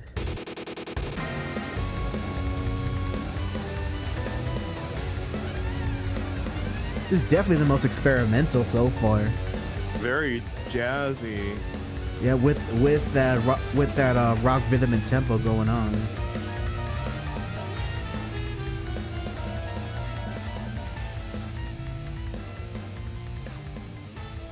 This is actually the most interesting personally for me. His is the most interesting to me compared to all the ones we've heard so far. Yeah, because it's a combination of instruments and styles you don't hear, especially with the like number one when it starts up with on the super low end with the boom boom boom, and it's like at first like okay, maybe it's gonna go into like a heavy guitar or a heavy always a heavy bass for it, but then I go to something on that more minor, darker sound.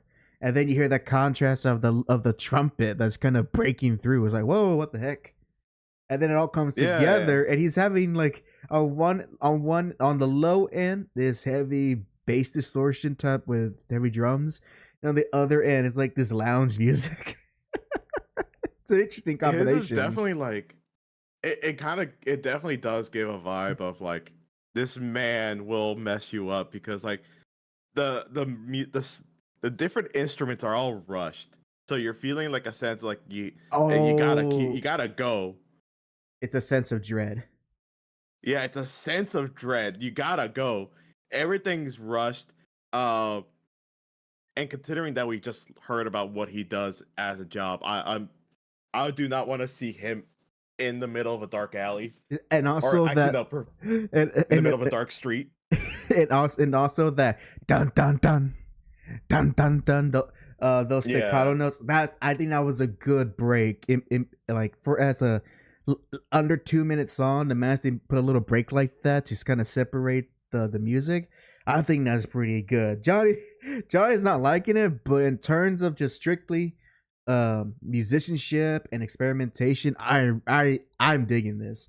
It's very much unique compared to what we have heard thus far with the rest of the characters. So yeah, I'll put this was a tier list. I'll put this music high up just for succeeding what it's trying to accomplish. And I would put it like S tier for me because I really do like this type of experimental music, and the fact that this one was one of those please keep going, I don't want to stop hearing, and then I heard it fading out. I'm like, oh man, it stopped. That is exactly, and I do like to find a way when the guitar riff came in towards the beginning. That was definitely a new metal guitar riff. Like for a second, I thought that was gonna go with. We're like, okay, it's gonna go for a late 90s 2000s new metal sound, like something you hear from Korn or Rage Against the Machine. But they didn't do that, so they just had a little bit of that, backed away, and continue with the like. I figured out what that lounge what the lounge music is. Not lounge music, it's not that soft. What it is, it's a little bit because it's a very aggressive character and has a very edgy sound. If you're gonna incorporate some sort of aggressive, edgy jazz to it, you do acid jazz, and that's what it is. It's a little bit of acid jazz. Because when you hear it sounds kind of very sporadic. It isn't key, but is not it's almost like in its own little time signature coming in at what seems like random points, but really is not random. It's all the composer put all these instruments in to create that sense of dread and anxiety when you're fighting them. That's the idea here. It's dread and anxiety. So man, God damn, he surprised me. This is a surprise. Like how I'm like imagining the drummer on this one, just how technical this whole thing is, because like as you said, the time signature, and it almost feels like it's like constantly changing just because of the amount of instruments doing their own things.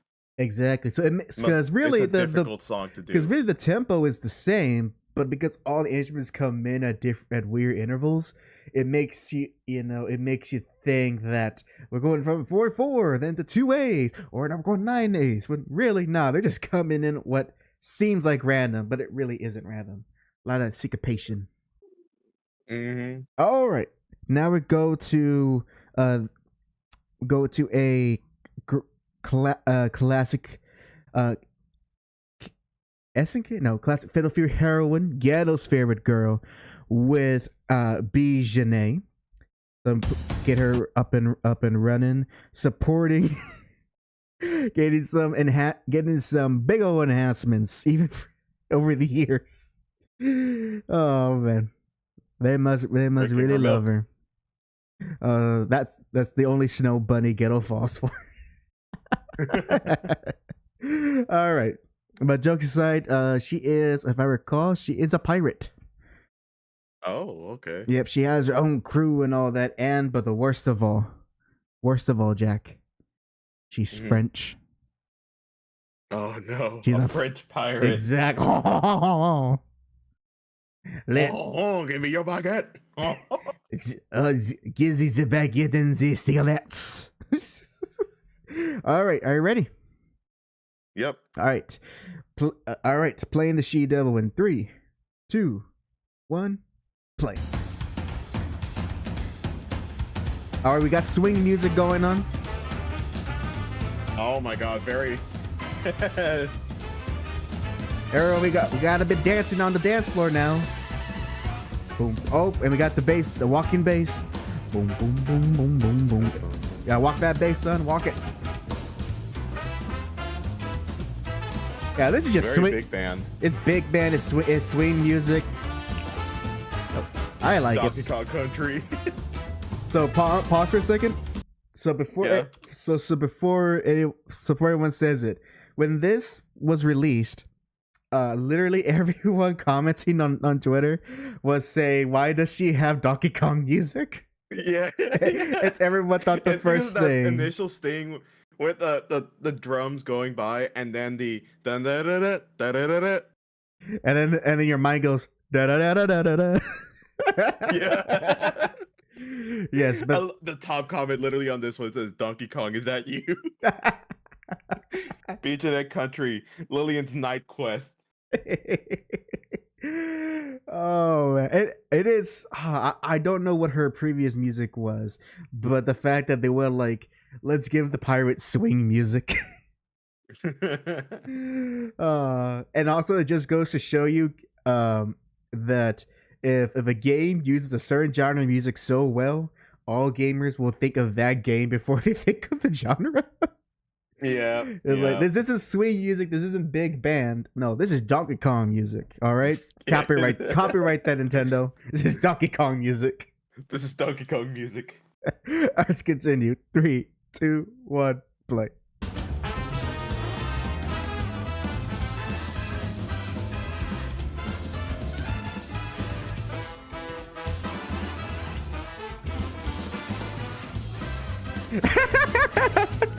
Yellow Jokes gained real Persona 5 vibes from this one. That is nowhere near similar. Nowhere near similar. I don't know. For me, maybe, I guess. So. No. Is it Persona 5 music? Certain sections. There's no like. There's no swing music in Persona 5. I remember. I could have sworn there was. Not in my playthrough. I might be thinking of strikers. Now I'm just having fun with this. Oh. This is the most fun. This is very I'm pretty sure she's like very showy, in your face, kind of like this whole fight to show to me. Look how she's dressed, man. You think she's showy and in your face? Well, like just basically like as soon as the match starts, she doesn't even think of it as a match, just like as a performance. Yeah. I could see that, but I love it. I love my Donkey Kong music, aka swing music. Ghetto says, see, the joke is the reference to Persona 5 players hearing jazz music for the first time. Oh, that's right. Oh man, the only thing funnier than that. I know you would love it on your face. Calm down there, man. Calm down. Someone spray him with water. Who has a spray bottle? Miss Sarah, get your spray bottle that I'm sure you use it for your cat, that you certainly have. Spray Ghetto. Say down, boy. Down. Love it. Not much to say. It's fun. And up next, another returning character with the properly named, not Cushwood, but Marco Rodriguez, spelled with an S, which I do not like. It should be with the Z, with a Z. No, that just means they're Spanish then. Or Brazilian. No, it has to be Spanish. No. I believe Marco is Brazilian, I believe. I could be wrong, though. Yeah, but the origin of the name, it could be, or the last name, it could be Spanish. Doesn't matter. It's better with the Z. It looks cooler. Everything's cooler with the Z. Yeah, Rodriguez Z. Rodriguez Z. Rodriguez Z. As the British will say. But it's Marco Rodriguez, which finally a correction that SNK should have done a long time ago. For some reason, in the last Fatal Fury game, Garo, Marco the Wolf, they changed his name to Cushwood Butt with 2 T's. No one knows why, but they did it. So now he has his real name, Marco Rodriguez. Let's give it a listen and see what our Brazilian Jiu-Jitsu martial artist has to offer. Playing in 3, 2. Oh, wait, there we go. Okay. 3, 2, 1, play.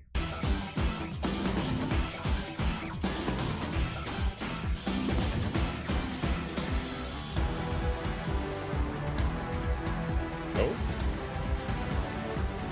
Getting Ryu vibes from this one. Ooh. The pompadour's not helping though. No, that's a manly pompadour. Only because he's got the sideburns.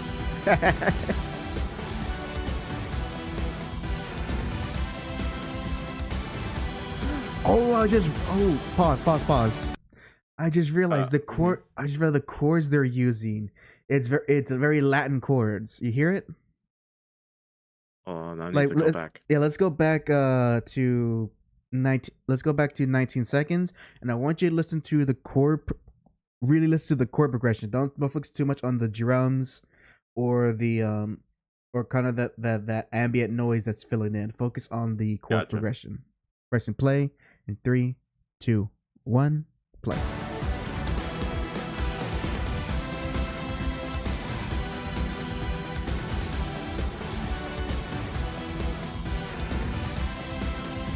Yeah, I can hear it. That's actually pretty neat. They're able to incorporate a little bit of that Latin flavor into a pretty epic song.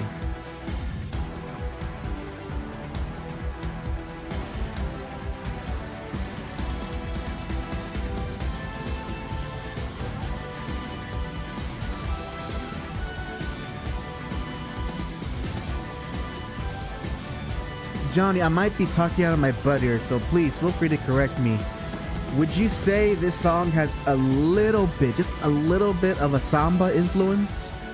Because I want to say it does. You know, I've listened to some traditional samba music, but I could be speaking out of my butt here.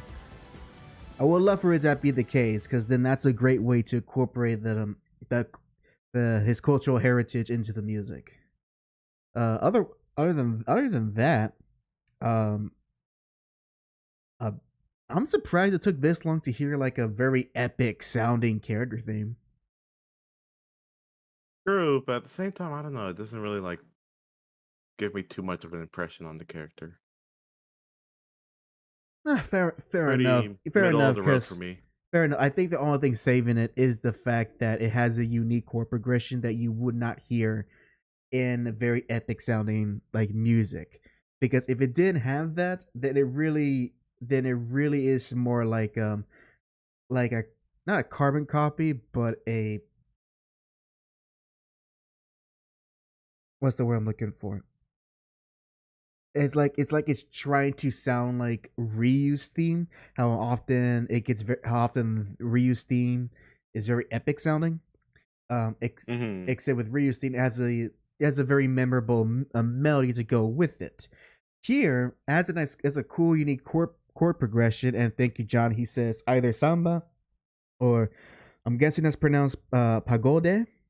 Apology, that's not how you pronounce it, but I've heard stuff like that around. Okay, so thank you for that confirmation, Johnny. So there is a Brazilian music influence into the music. I think that's the only thing that really stands it out. If you took that away, I think I'm kind of with you, Jack. There's nothing too unique about it. It's a cool, epic character theme, but it doesn't strive to do anything else from what we heard thus far, aside from the Brazilian influence. Yeah. So kind of disappointing, but I think, but a considering that he is like the karate man of the game, since there's no other karate man characters in it, I think it fits him. You know, you gotta have your stoic martial arts Ryu character, and that's who Marco is for the most part. So it fits him. As the song itself, it's leaves a lot to be desired. All right.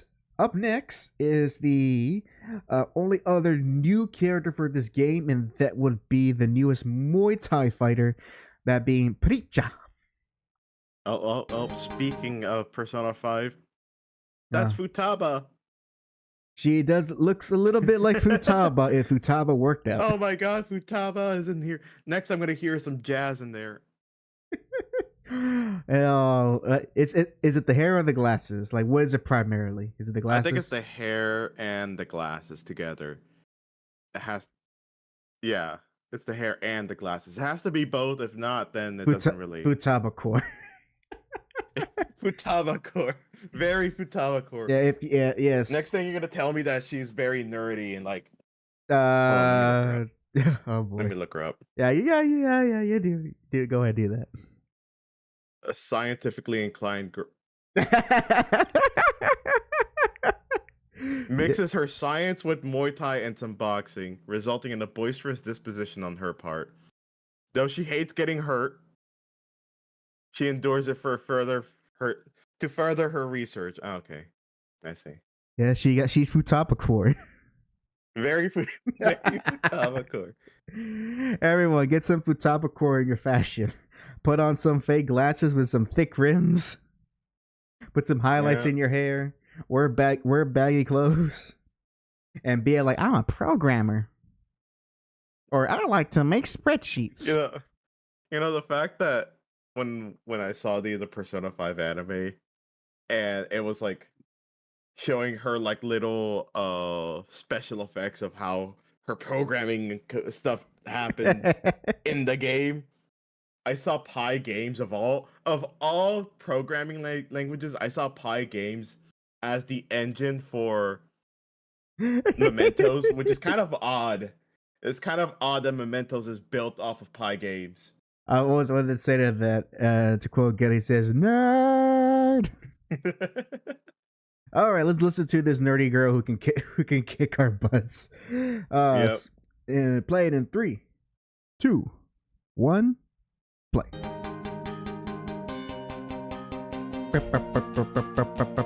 All right, La Staccato. Very digital stuff. Might go for a pop sound, maybe. Yep, pop sound. Playing with the synth. All right, where's the Vocaloids? Bring them in. That's what I'm getting. Bring in the Vocaloids. Oh my god, yeah, it's very bubbly. Yep. Well, you know what? Someone's gotta have the pop thing, and why not Preacher? Oh, we got a little guitar if you hear on your right ear. Yeah, following the lead of the actual main melody.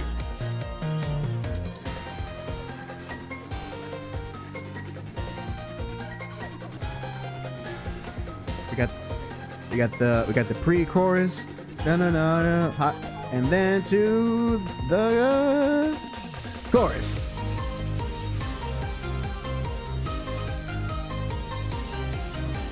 Oh, and also I just realized it also has a lot of, I'm assuming a lot of inspiration from her heritage. I believe she's from Thailand, so I'm going to assume that there is some traditional Thailandese music inspired into here. It's very, yeah. I was even thinking about that. It had like a very Asian aesthetic to it. Yep, a little dun dun dun dun dun dun dun. Except less racist. What was that? But yeah, so it fits her. I personally would not like put that on my playlist, but as a way to add variety to the roster and for the music, I will put it on my playlist. I would, because it also reminds me of like an opening to like some moe anime. That's what also it gives me those vibes. It's very cute, very poppy, very cute, and for some people, if they enjoy that, awesome. Not for me, um, but I recognize that it is a solid track with good with good pop uh with a good pop music sound to it, and the beep boop beep bop boop boop. That reminds me of the beep boo boo bop song from SpongeBob.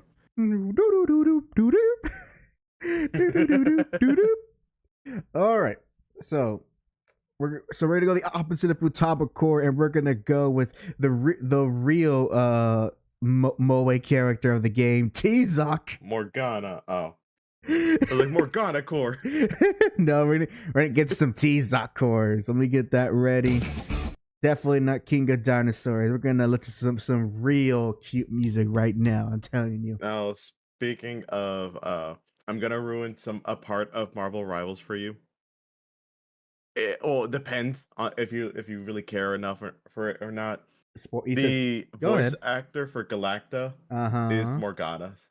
It's Morgana's. That would make some people very mad. So now, anytime, whenever you hear her voice throughout the whole game, you could just think of Morgana. The Phantom Thieves. Yeah. It's almost so scary how good I am. Looking cool, Joker.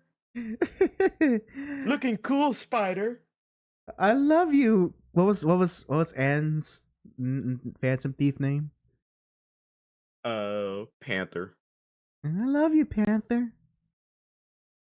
He was like, man, he wanted he was being able to cuck him was funny. Man, he was a sip.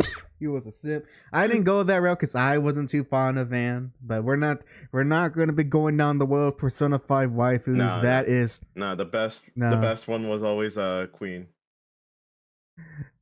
Yes, I agree heavily on that. Queen is best, girl. And if you disagree, it's because you got no taste, and your taste in music also sucks. That's the law. Anyways, let's listen to some T-Zoc. And I'm gonna ignore that comment, Ghetto. I'm not starting that up again. Played it. You can't break 2. You can't break what's not broken. You can't change what's not broken. 2, 1, play.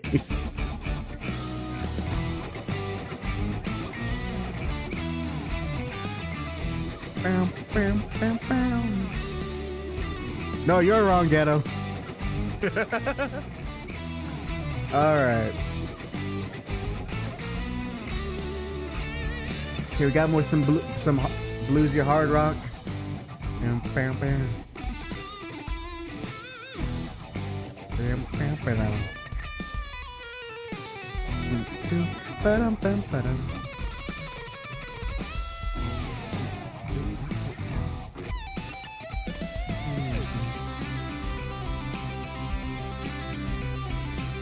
Oh, so we got some scales. Someone's playing their scales. Look at this nerd.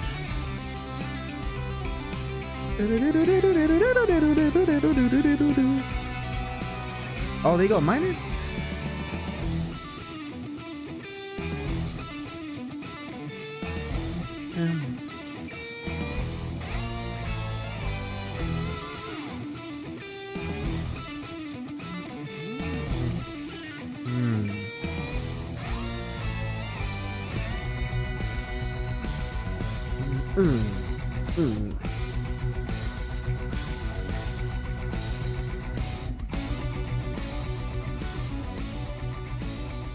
All right, coming near the end, and Jack, I'm not gonna lie, I wish this was better.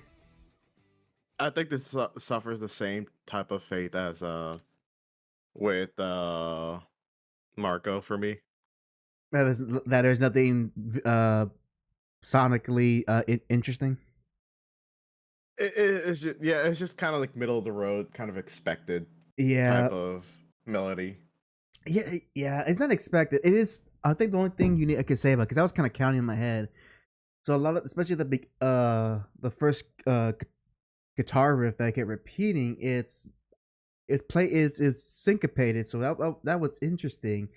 But I think what annoyed me a little bit was that there was no low end. The bass just only played when it was time for the chorus, but when it was not the chorus, the bass was doing nothing. And in my head, I'm like, okay, you got the guitar doing these cool little syncopated rhythms.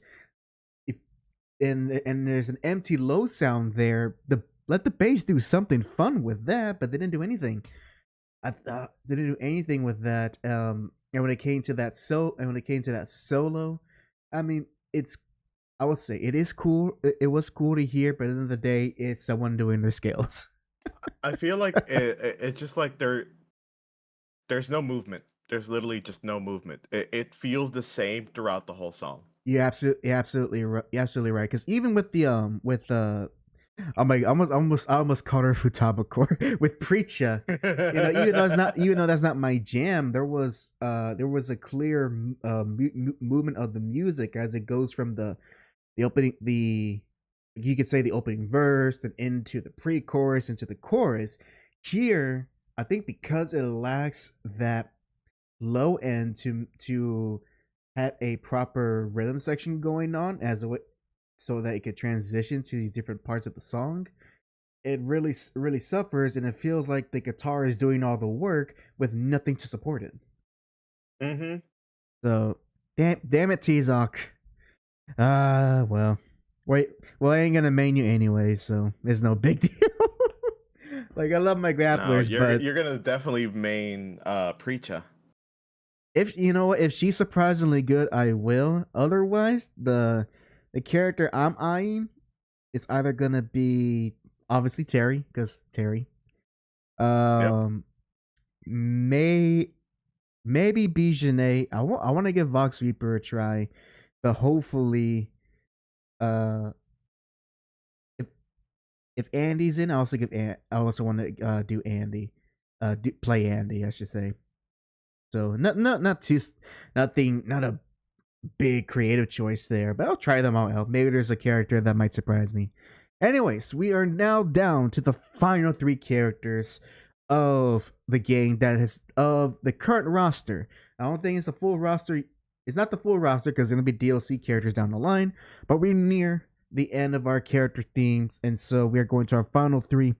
With next up being Hotaru, literally Futaba, the literal Futaba character. There we go, more Futaba Core. Yep. You don't know, no Futaba Core here. This is more. We don't have to go into the details of it. Should I say this? It's you know what? I'll keep it to myself. Say it. I was gonna say it looks more like Ling Ling Core. Oh my god. She looks like a Ling Ling. Okay, we'll see. Does that make sense to anyone? No, not to me. Oh, you gotta watch more Chinese stuff. That's the only way I can even though she's not Chinese. She looks like a Ling Ling. She got Ling Ling vibes. All right. I think it's the buttons on the dress. It's her outfit. That's what it is. It's her outfit. I don't know the whole. Let me see. Let me look at the whole outfit. I'm gonna look it up online. It's very Chinese. Heroines. So Johnny, are you Chinese or are you Japanese? I'm from Laos, a landlocked country. The ocean? What ocean? The ocean. He's Japanese. Yeah, no, he ain't. I'm looking at it. Not gonna lie, you're kind of right with the dress. He's like ocean. I like it though. Ain't ya, Mr. Khan? All right, let's watch Ling Ling Futaba over here in 3, 2, 1, play.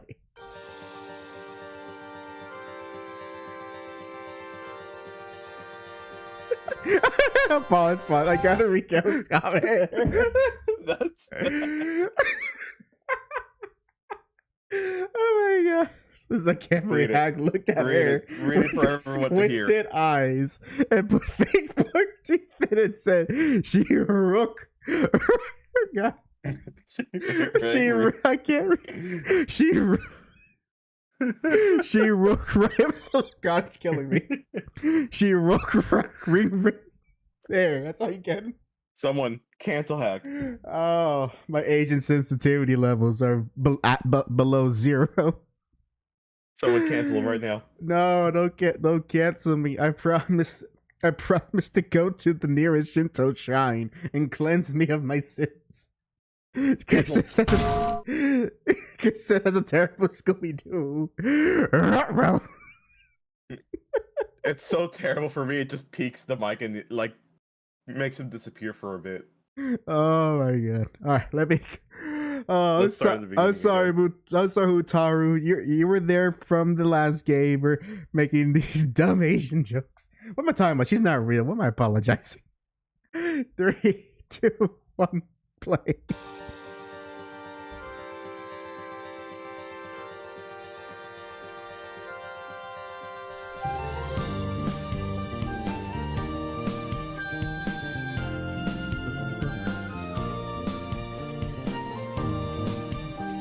This is very JRPG music. Yep.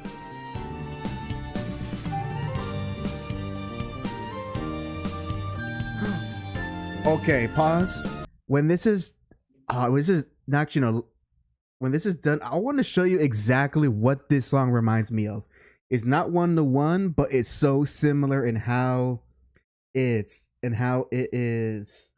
They're very similar. They're very similar sound and type of rhythms that they go for, that you'll understand when I say it sounds like a JRPG, because it really does, and specifically a very specific JRPG, and I'll reveal that in a moment. But let's continue on. Let's play in 3. Yes. I can't wait until like I play this game, and then one of these days, or someone's gonna play this character, and all I'm gonna hear with her music is just yeah, because it's always these cute, like the very cutesy JRPG music that I always end up thinking like the attack sounds to be very bubbly and cute, kind of like Sakura. Yeah, I could. Yeah. From yeah. Yeah, I could hear that, and she is kind of like, and Hotaru is actually kind of like that. Oh, really? Okay. Yeah, she's kind not. I mean, she's not quite the Athena Fatal Fury, but it has that similar design philosophy. Make a cute girl fighter. Gotcha. All right, let's press play in 3, 2, 1, play.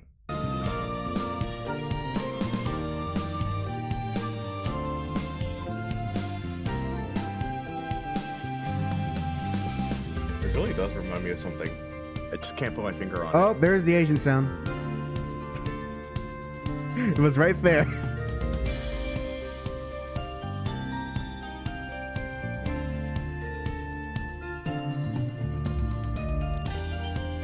It's also, this also works for an opening for a shoujo anime too. Getting like Yu Yu Hakusho vibes. Can't wait for Ranma 3.0.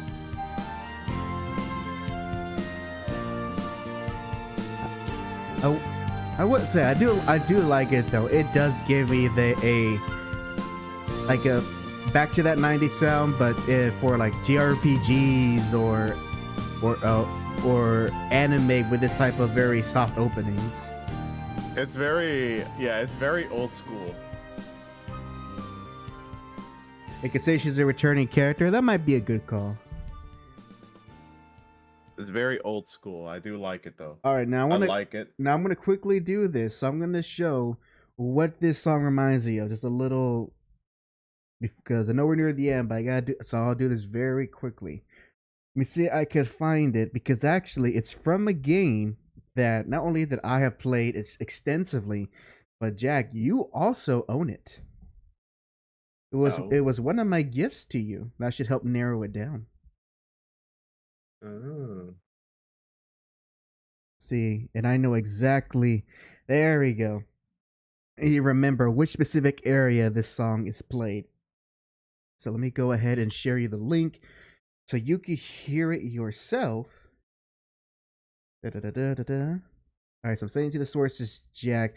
Go ahead. Won't listen to it like together. Just hear it, and you understand what I'm talking about in relation to Hotaro's theme, and I'll show it here to the audience so they know what song. Oh what my god, song yeah, it is. you're right. So I'm gonna play it now, and the audience can hear it. And of course, if you know what this is Gower playing from the first Xenoblade Chronicles. Just take a listen to it and compare it to the Hotaru theme that we just listened to. It's just like it's also that same thing how people got with like Donkey Kong Country, where it's just like that beginning part, people just immediately lock onto a certain And one title. And one key thing that this song and Hotaru's song share is that groove and bass line. Listen to the bass line. That is like one of the key fundamental parts of this song as well as Hotaru's song. So that bass line is what made me think of this song from Xenoblade Chronicles. It's also one of the best songs in the game. All right, I'll go ahead and get rid of that. As I've proved my point. There we go. All right, now let's go back into the grind as we're onto the final two characters. Next up is the Hungry Wolf himself, Terry Bogard, and I think because he's the mascot character of Fatal Fury, they definitely won't do anything too brand new with them, so we might hear something very familiar with this character. Are you ready, Jack? I'm ready. All right, we are Buster Wolf in 3, 2, 1. Okay.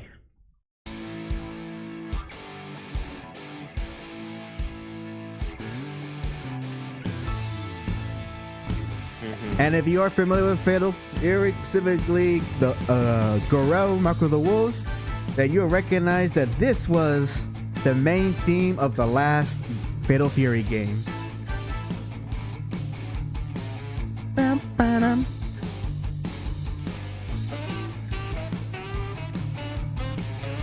That's a real sax. That is a real sax, Jack. Yep. I could tell. I could feel it in my bones.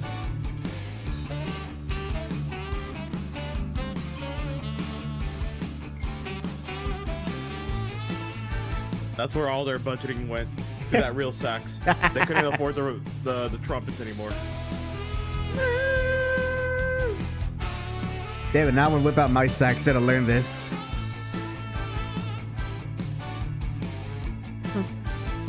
But it's probably a tenor sax. I don't think I could reach those notes by alto.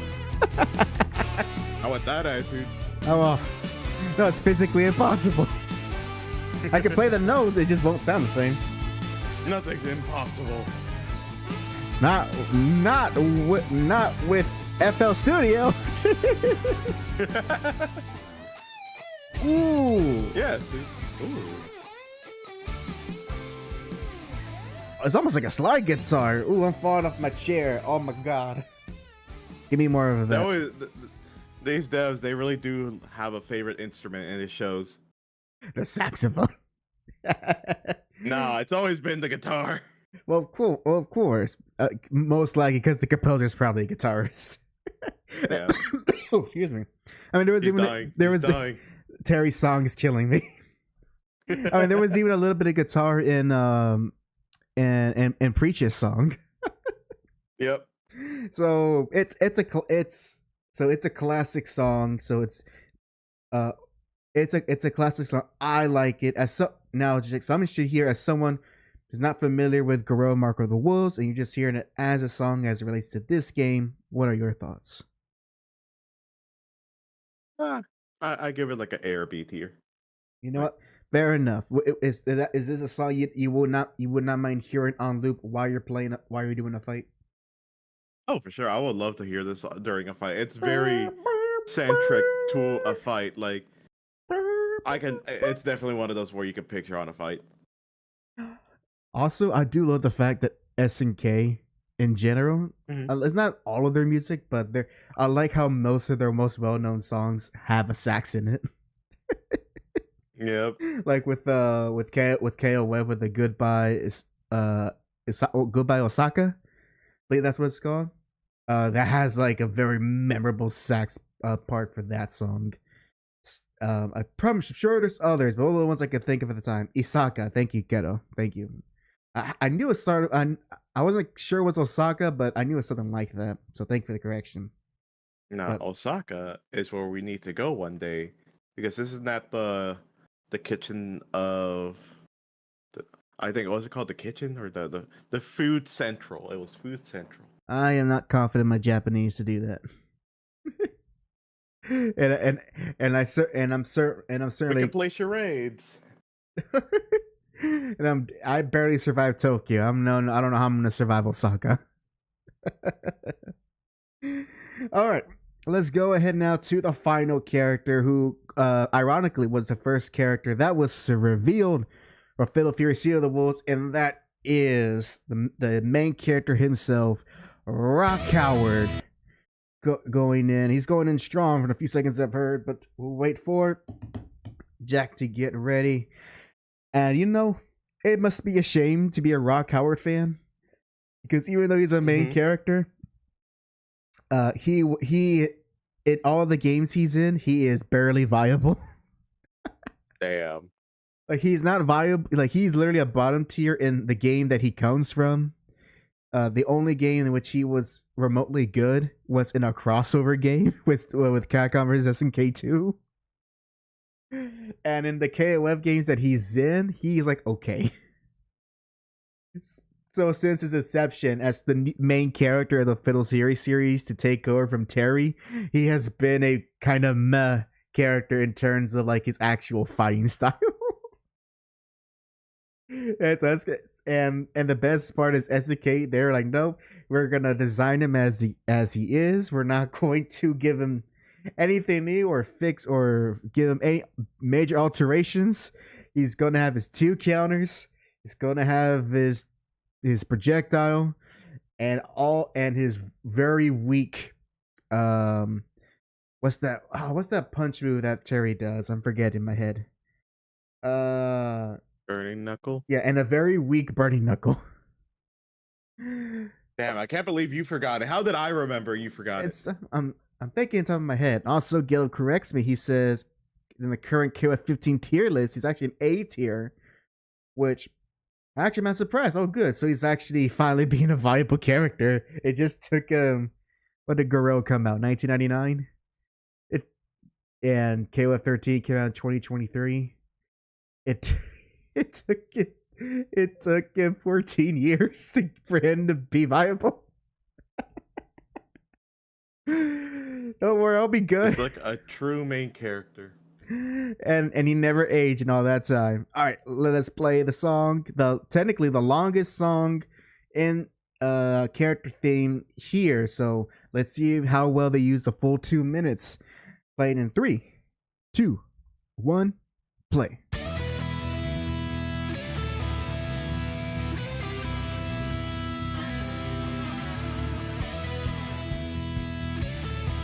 Very guitar focused, like I could hear the low end pretty well.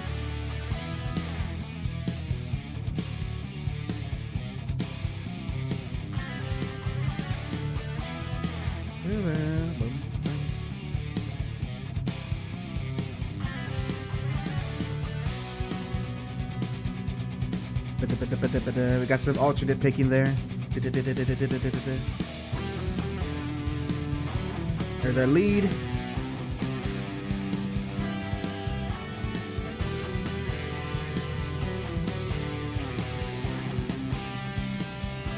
Oh, that's a good note, I know. Dual guitar solos. This is a very guitar heavy song.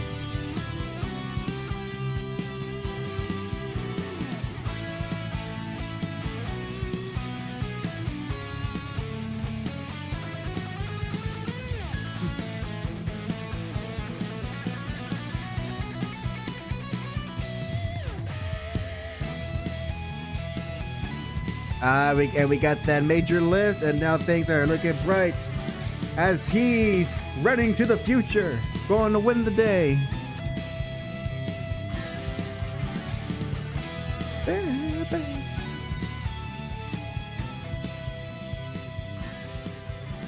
Yeah, this one's definitely using that.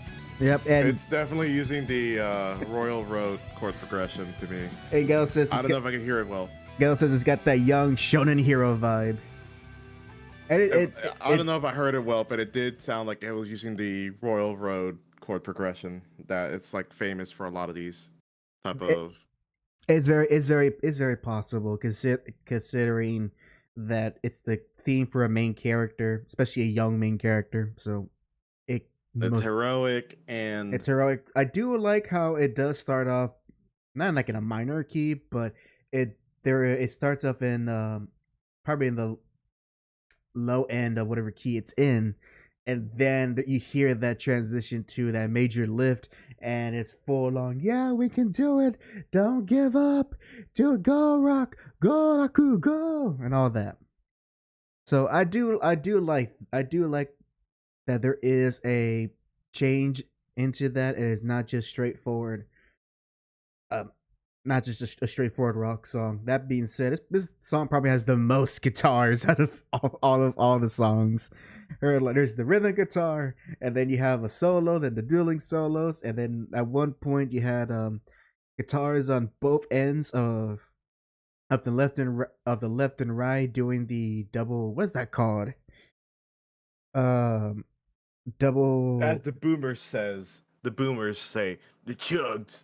No, not the chugs. It was when you record your guitar part twice and you pan it on the extreme left and right. Oh, I remember what I'm trying to remember what that recording technique's called. I forgot what the actual term is called, but I know what you mean.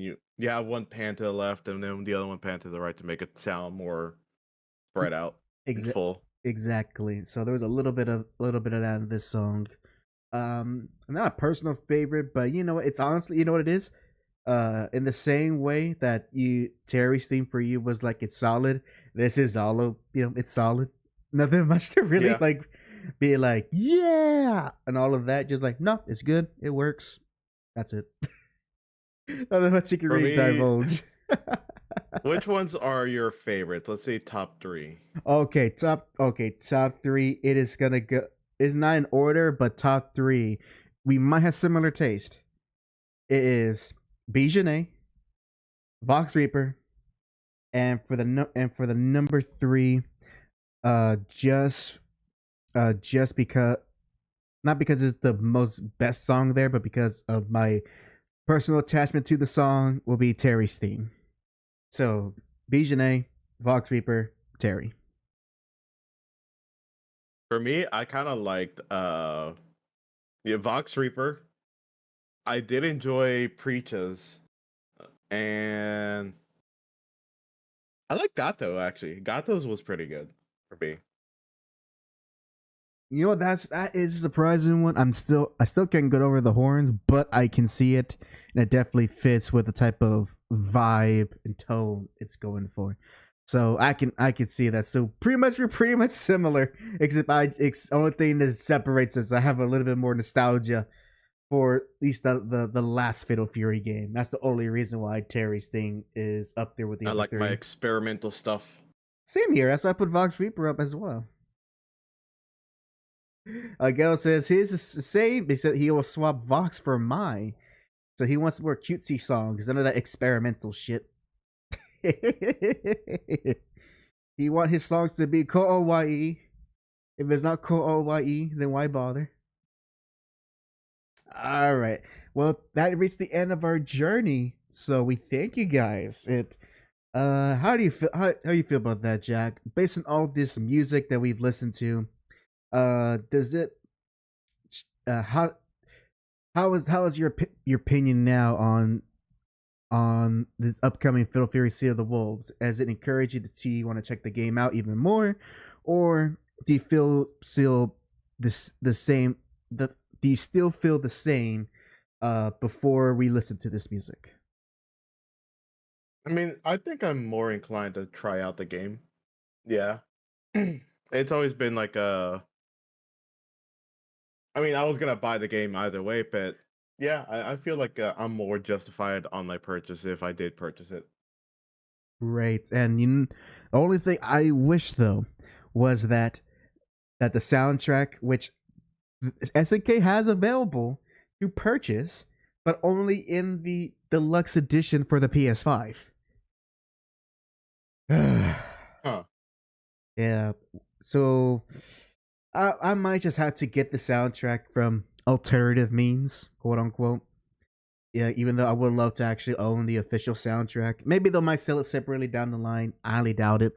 There's not a big market for CDs or even MP3s. But either way, I'm glad I got to sit down and listen to the music and just maybe want to uh, get into the game even more. Also, little also news that next month on February 4th, it's going to be an open beta test for City of the Wolves.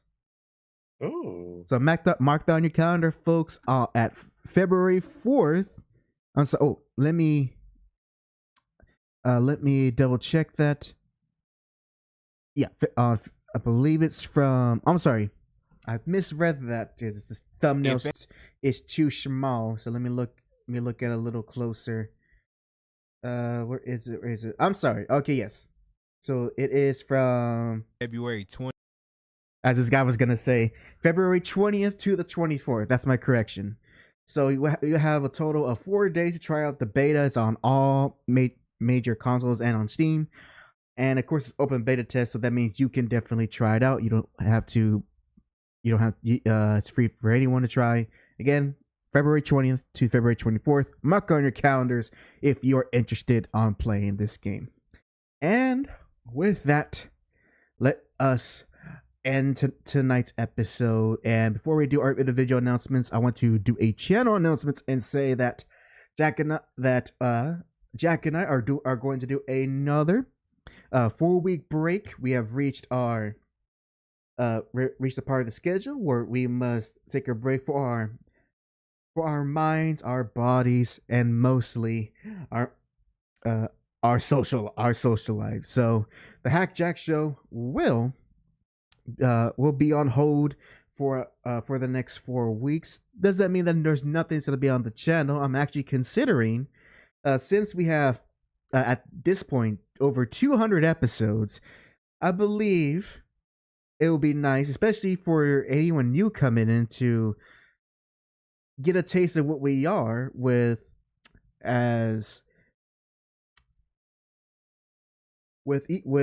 something that a lot of YouTubers are doing, but it's for a good reason, and that with being clips. I'm actually considering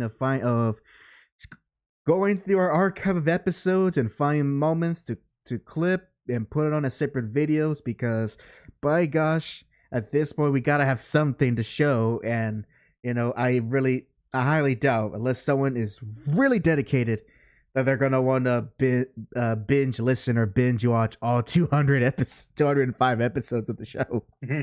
So this is for those people who want to.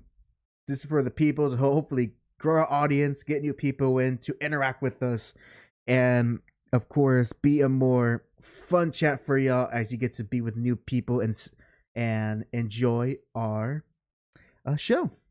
So I will be doing my best to work on that and release those in a consistent manner.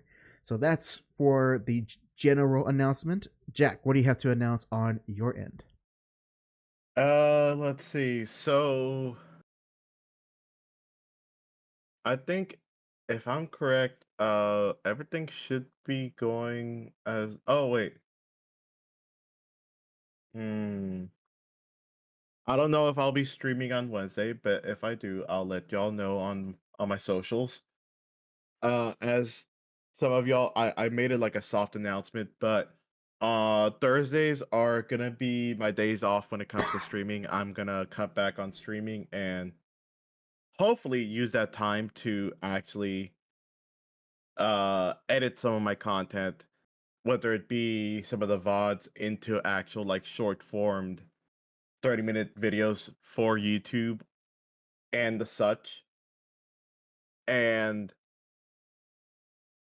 I think from there, I think that's pretty much it. So yeah, Wednesdays and generally Wednesdays and Fridays will be my stream days. Thursdays will be off. Tuesdays will be off, and of course, you see that Mondays are supposed to be my days here in the JAC Show. We'll see. Oh, all right. Thank you, Jack. As for me, nothing new to announce. Saint Seiya still working in progress. My own personal channel still in progress, but there is a video in the works for that channel. So, if you haven't already, subscribe to the only hack on YouTube notify ring the bell so that you'll get to see the first video that gets uploaded to that channel. So until then, thank you very much for watching episode 205 of the JAC Show, and this is Hack and Jack. Sign off. Have a good night, everyone.